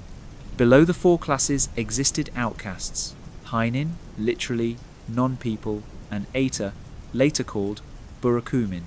These groups performed occupations considered polluting under Buddhist and Shinto concepts of purity: executioners, tanners, leather workers, butchers, and those who handled corpses. They lived in segregated communities, faced severe discrimination, and were subject to numerous restrictions. Their descendants would continue to face prejudice even into modern times. One of the most consequential Tokugawa policies concerned foreign relations. Initially, the shogunate allowed relatively open trade and contact with foreigners. Portuguese, Spanish, Dutch, and English traders operated in Japan. Christian missionaries continued their work, and the Christian population grew to perhaps 300,000 people, including some daimyo. But the shogunate grew increasingly suspicious of Christianity, seeing it as a potential threat to social order and political authority. Christians' loyalty to a foreign religious hierarchy and their rejection of traditional Japanese religious practices seemed incompatible with the shogunate's emphasis on obedience and conformity. Moreover, the shogunate feared that foreign powers might use Christianity as a tool for colonization, as had occurred in the Philippines and parts of Southeast Asia. In 1612, the shogunate issued the first edicts against Christianity. Initially, enforcement was inconsistent, but persecution intensified over the following decades. Christians were ordered to apostatize or face execution. Many refused and died as martyrs, crucified, burned alive, or subjected to other forms of execution. Others practiced Christianity secretly, creating hidden communities that would persist for over 2 centuries. The Shimabara Rebellion of 1637 to 1638 intensified anti-Christian policy. Oppressive taxation and persecution of Christians in the Shimabara Peninsula and nearby Amakusa Islands sparked a massive uprising. Tens of thousands of rebels, many Christian, seized Hara Castle and held it for several months against shogunal forces. The shogunate eventually crushed the rebellion, killing nearly all the rebels. This convinced the shogunate that Christianity posed a genuine threat to stability. Following the Shimabara rebellion, the shogunate implemented sakoku, or closed country policies. In a series of edicts in the 1630s and 1640s, Japan severely restricted foreign contact. Portuguese and Spanish traders were expelled and forbidden to return. Japanese people were prohibited from travelling abroad, and those already overseas were forbidden to return on pain of death. Foreign books were banned, except for Chinese classics and Dutch scientific works. The only exceptions to these restrictions were carefully controlled. Chinese and Dutch traders were permitted to operate from Dejima, an artificial island in Nagasaki harbour. Dutch merchants lived there under strict supervision, forbidden to leave the island except for annual trips to Edo to pay respects to the shogun. Through this narrow window, information about the outside world trickled into Japan. Korean envoys visited occasionally, and trade with the Ryukyu kingdom, controlled by the Satsuma domain, continued. These restrictions remained in effect for over 200 years, creating a period of relative isolation unique in world history. Japan was not completely sealed off information, and goods continued to flow through controlled channels, but contact with the outside world was minimal compared to earlier and later periods. Within this isolated realm, Tokugawa Japan experienced peace, economic growth, and cultural flourishing. After over a century of warfare, the peace was welcome, and the economy expanded despite isolation. Agriculture became more productive through improved techniques, new crops, and better tools. Marginal land was brought under cultivation.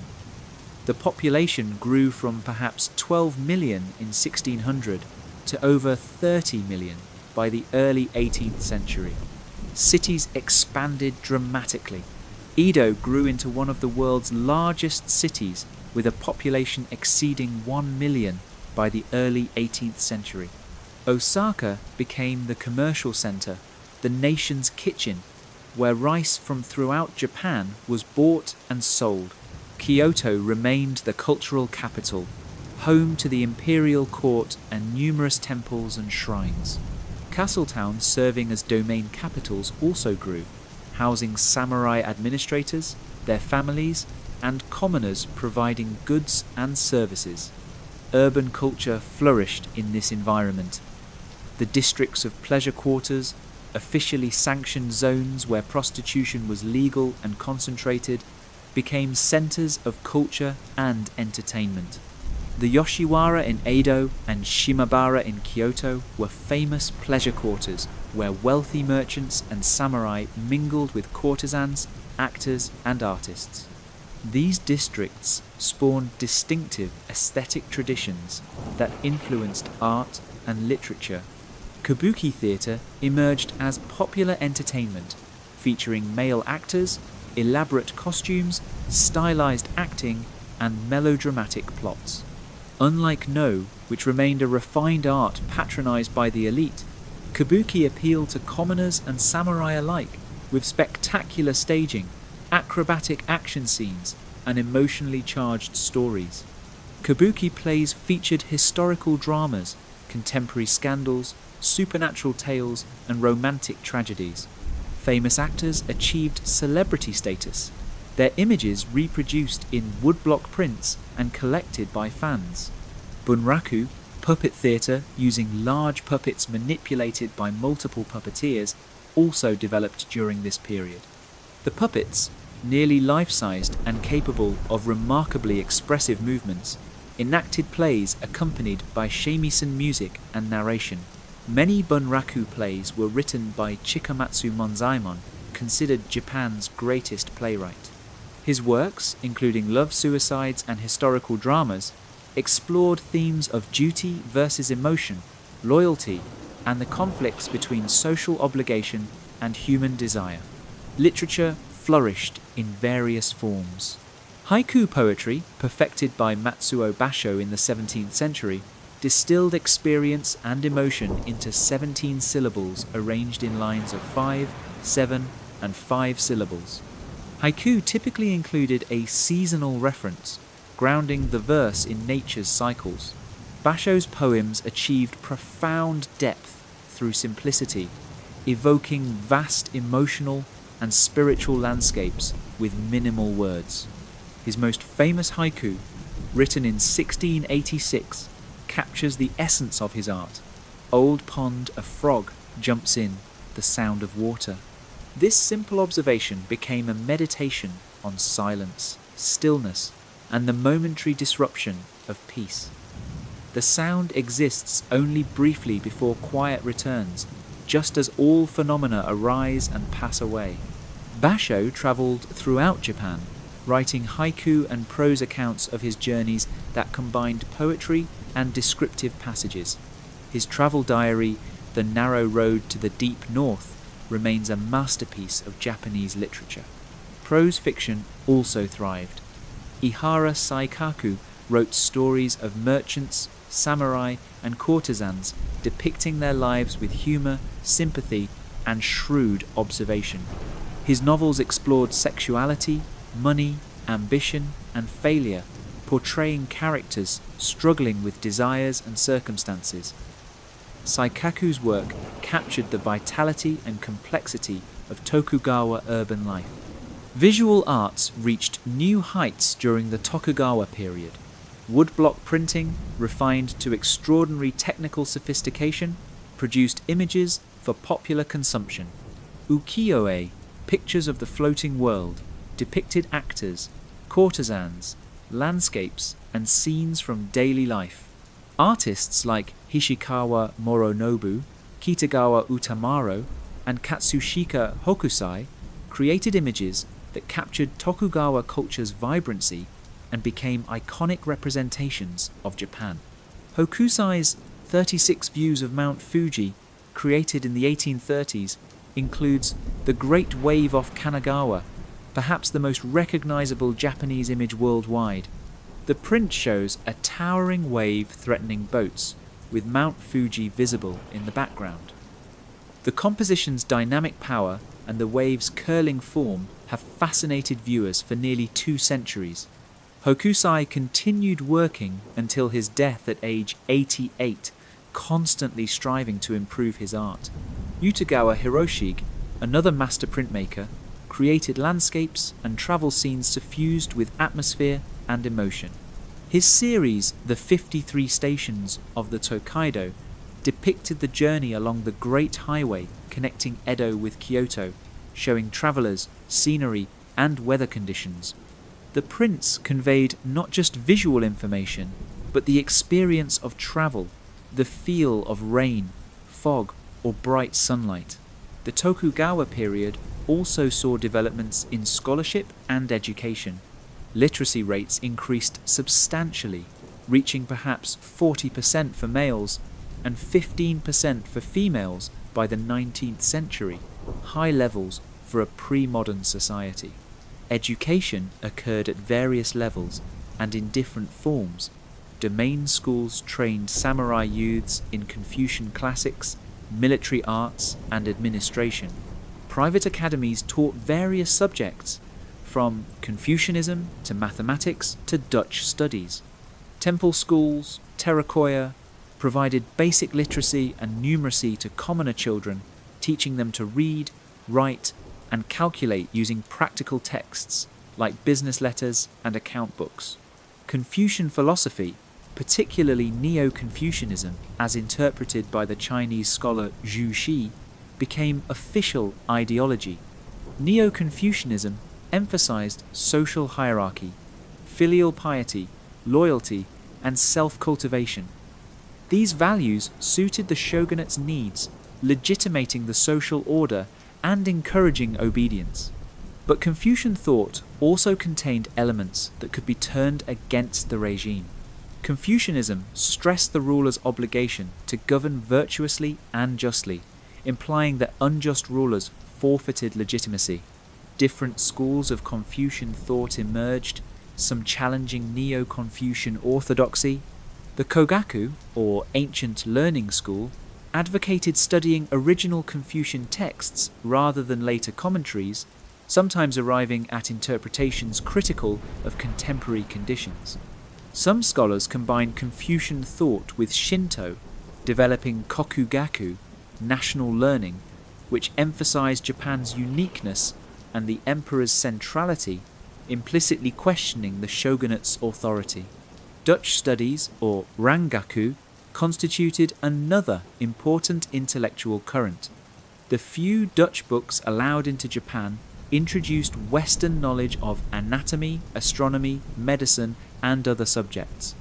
Scholars who mastered Dutch could access this knowledge, and some made significant contributions. Sujita Genpaku translated a Dutch anatomy text, revealing that Western understanding of human anatomy far exceeded traditional Chinese knowledge.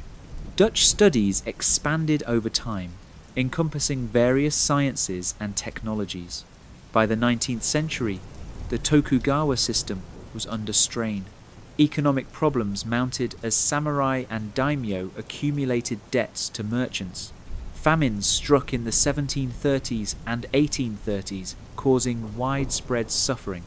Peasant uprisings, protesting excessive taxation, or demanding price controls during famines, became more frequent.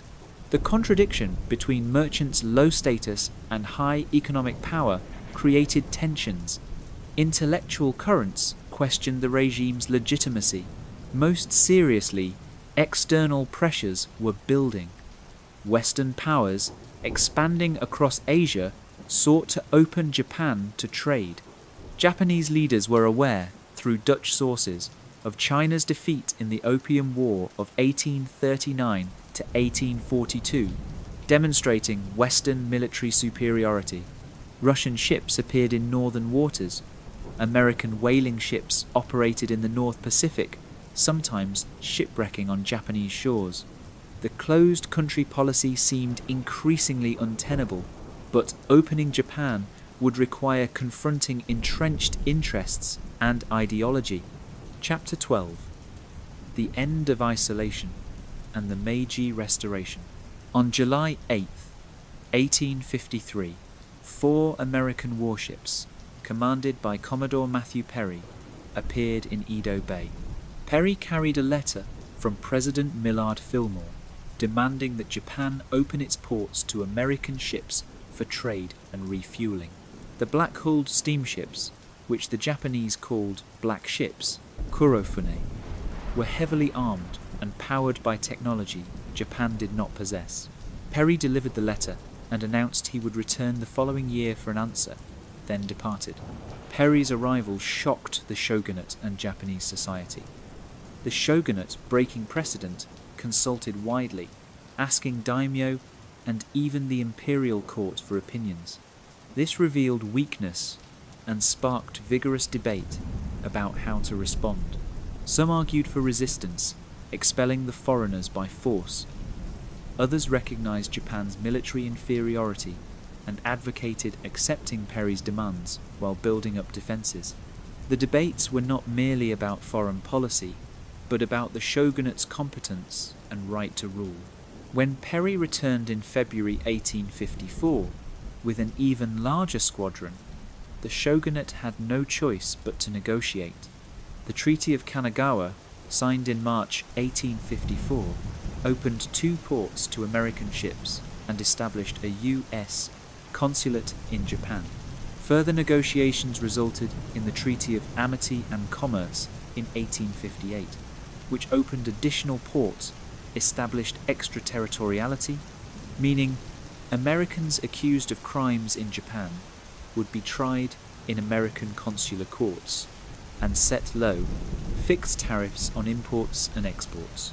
The shogunate signed similar treaties with other Western powers, Britain, France, Russia, and the Netherlands. These unequal treaties were deeply unpopular. Many Japanese considered them humiliating violations of sovereignty. The slogan, Sono Joy, revere the emperor, expel the barbarians, gained currency among discontented samurai, particularly in domains historically hostile to the Tokugawa.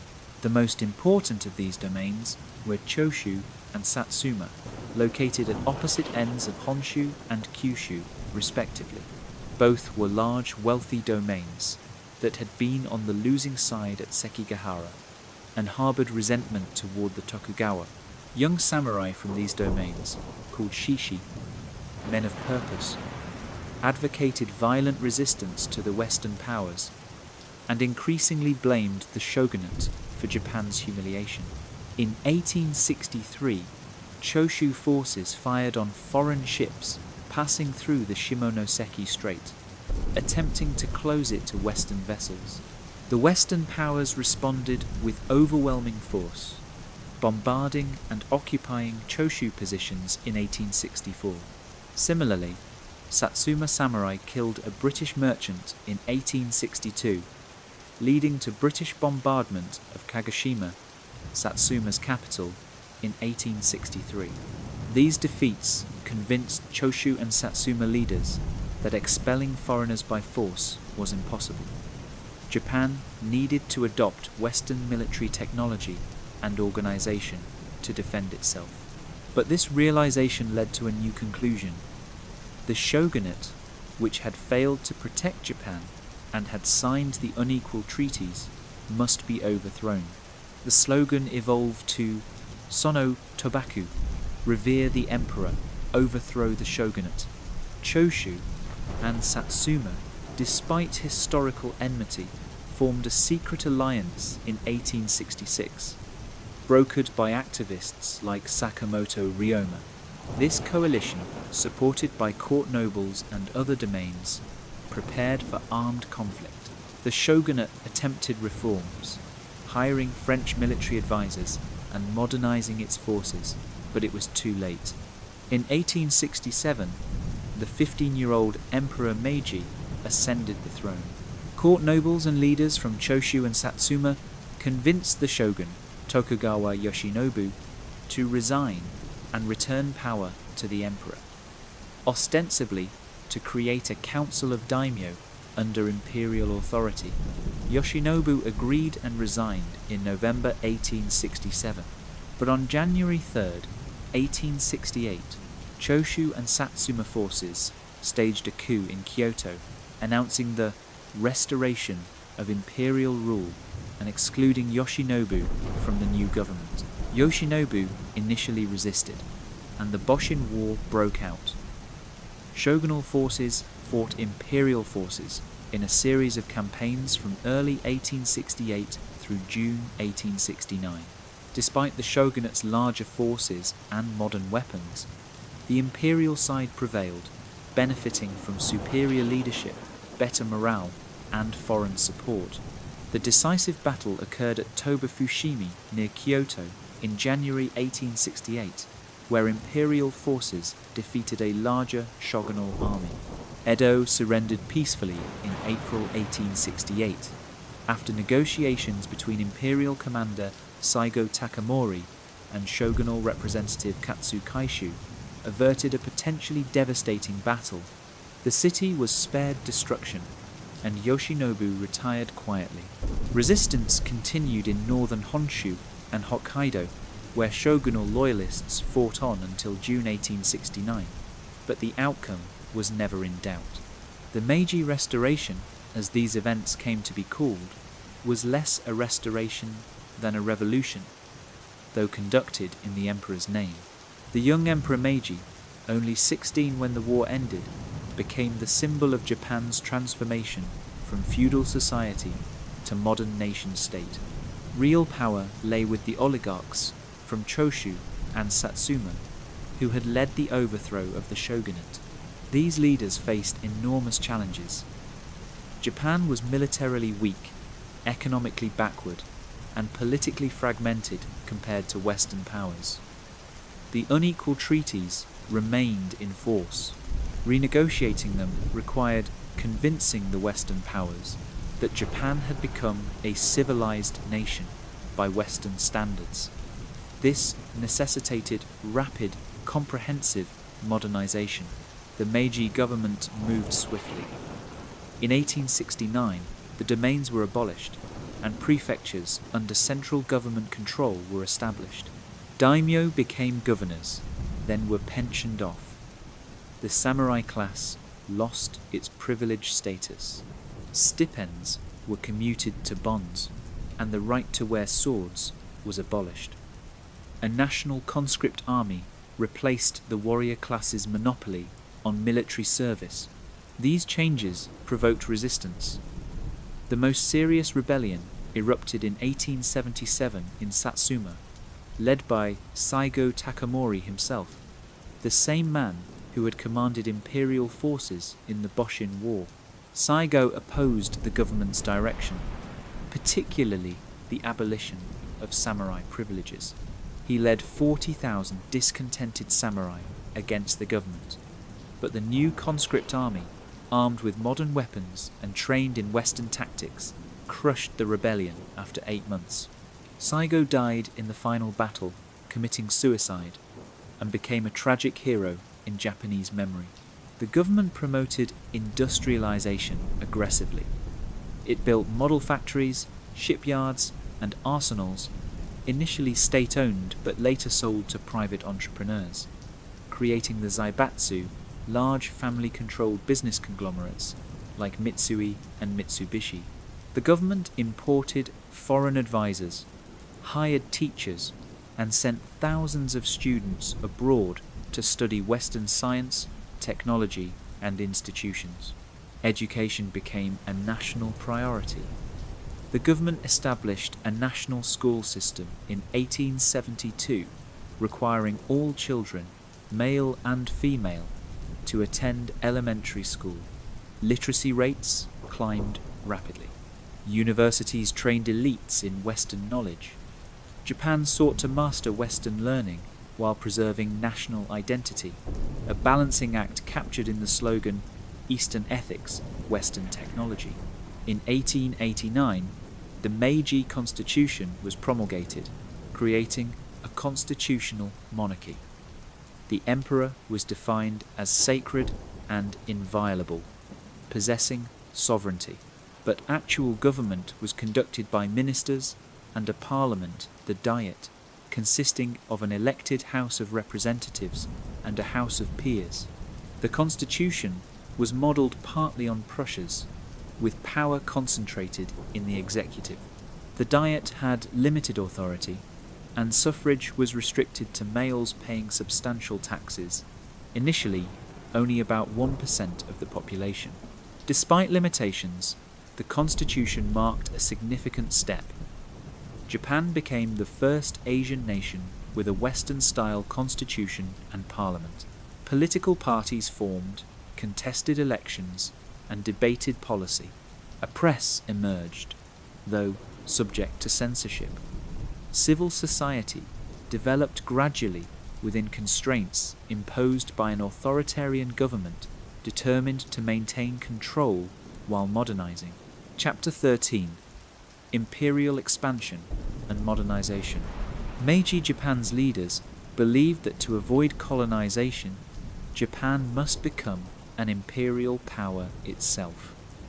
Territorial expansion would provide resources, strategic depth, and international prestige. This logic drove Japanese foreign policy from the late 19th century forward, with ultimately catastrophic consequences.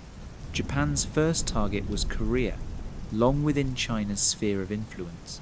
In 1876, Japan forced Korea to sign the Treaty of Ganghwa, opening Korean ports to Japanese trade and asserting Korea's independence from China, a direct challenge to traditional Sino-Korean relations. Over the following decades, Japanese influence in Korea grew, creating friction with China. In 1894, rebellion in Korea prompted both China and Japan to send troops. The two powers clashed, and the First Sino-Japanese War began. To most observers' surprise, Japan won decisively. The Japanese Navy destroyed Chinese fleets, and Japanese armies defeated larger Chinese forces in Korea and Manchuria. The Treaty of Shimonoseki in 1895 gave Japan, Taiwan, the Pescadores Islands, and the Liaodong Peninsula, as well as a large indemnity and commercial privileges.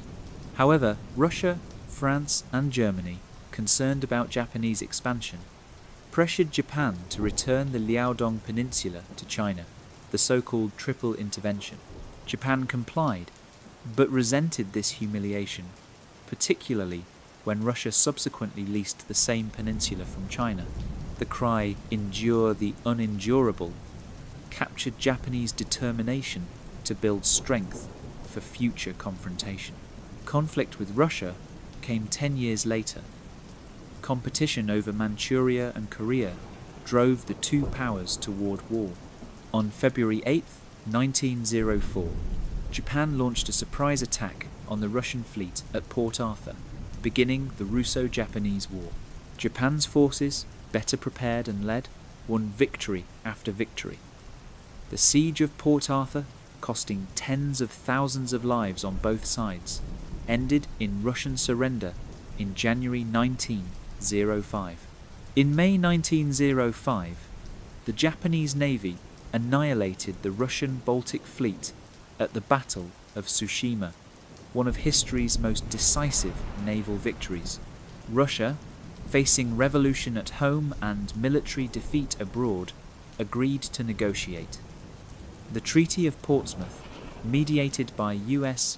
President Theodore Roosevelt, recognized Japanese predominance in Korea, transferred Russian leases in Manchuria to Japan, and ceded the southern half of Sakhalin Island. Japan's victory over a European great power astonished the world and inspired colonized peoples across Asia and Africa. But many Japanese felt the treaty gave too little, having expected territorial gains and indemnity from Russia. Riots protesting the treaty's terms erupted in Tokyo. Japan formally annexed Korea in 1910, ending the Joseon dynasty and making Korea a Japanese colony. Colonial rule was harsh, aiming to exploit Korea's resources and assimilate Koreans into Japanese culture. Land was confiscated, resistance brutally suppressed, and Korean cultural identity attacked. Koreans were forced to adopt Japanese names, speak Japanese, and worship at Shinto shrines. This legacy of colonial oppression would poison Japanese-Korean relations for generations. Domestically, Japan continued modernizing. Cities grew rapidly. Tokyo, rebuilt after a devastating earthquake in 1923, became a modern metropolis. Industry expanded, with textiles, shipbuilding, steel production, and other sectors growing dramatically. Japan became an exporter of manufactured goods, competing with Western nations in Asian markets. Social changes accompanied industrialization. A working class emerged, laboring in factories under difficult conditions for low wages. Labor disputes and strikes became more common. Socialism and anarchism attracted followers, alarming the government, which suppressed radical movements harshly. Women's roles began changing, though slowly. Compulsory education applied to girls as well as boys, and female literacy increased. Some women worked in factories, though they received lower wages than men and faced discrimination. A small number entered professions like teaching and nursing. Women's political rights remained non-existent, They could not vote or hold office, but debates about women's roles began emerging. Culture reflected the tensions between tradition and modernity. Western-style buildings rose alongside traditional architecture. Western clothing became common, at least for men in public settings. Western music, theatre, and art found audiences alongside traditional forms. Japanese artists engaged with Western styles, sometimes synthesizing Japanese and Western elements to create new forms. Literature flourished in this environment. Novelists like Natsume Soseki and Morigai grappled with the psychological costs of modernization, exploring characters torn between traditional values and modern individualism. Soseki's novels, including Kokoro and Botchan, examined loneliness, alienation, and moral confusion in a rapidly changing society. His work captured the ambivalence many Japanese felt about modernization's price. Japan's international position continued rising. It allied with Britain in 1902, a stunning diplomatic achievement. During World War I, Japan joined the Allied powers, seizing German possessions in China and the Pacific with minimal fighting. At the Versailles Peace Conference, Japan was recognized as one of the 5 great powers, though its proposal to include racial equality in the League of Nations Covenant was rejected due to opposition from Western powers, a humiliating reminder that racial prejudice persisted despite Japan's rise. The 1920s brought liberalization. The electorate expanded in 1925, when universal male suffrage was enacted, though simultaneously the Peace Preservation Law gave authorities broad powers to suppress political dissent. Political parties competed in elections, and for a time, party cabinets governed. This period, called Taisho democracy after Emperor Taisho, saw relatively open political discourse and cultural experimentation, but darker currents flowed beneath the surface. Ultranationalist groups advocating emperor worship, militarism, and expansion gained influence. They drew support from discontented military officers, rural poor hurt by economic downturns, and those who saw westernization as corrupting Japanese spirit. These groups used violence and assassination against politicians and businessmen they considered insufficiently patriotic. The military, particularly the army, increasingly operated independently of civilian control. Junior officers, infused with nationalist ideology, sometimes acted on their own initiative, creating fates accomplished that the government had to accept. This breakdown of discipline would have disastrous consequences. The story continues, but you can rest from it now. Tomorrow is soon enough to think again about civilizations and their fates, about the patterns of history and their implications. For now, there's only the gentle descent into sleep, the peaceful letting go of thought, the rest that restores. Good night.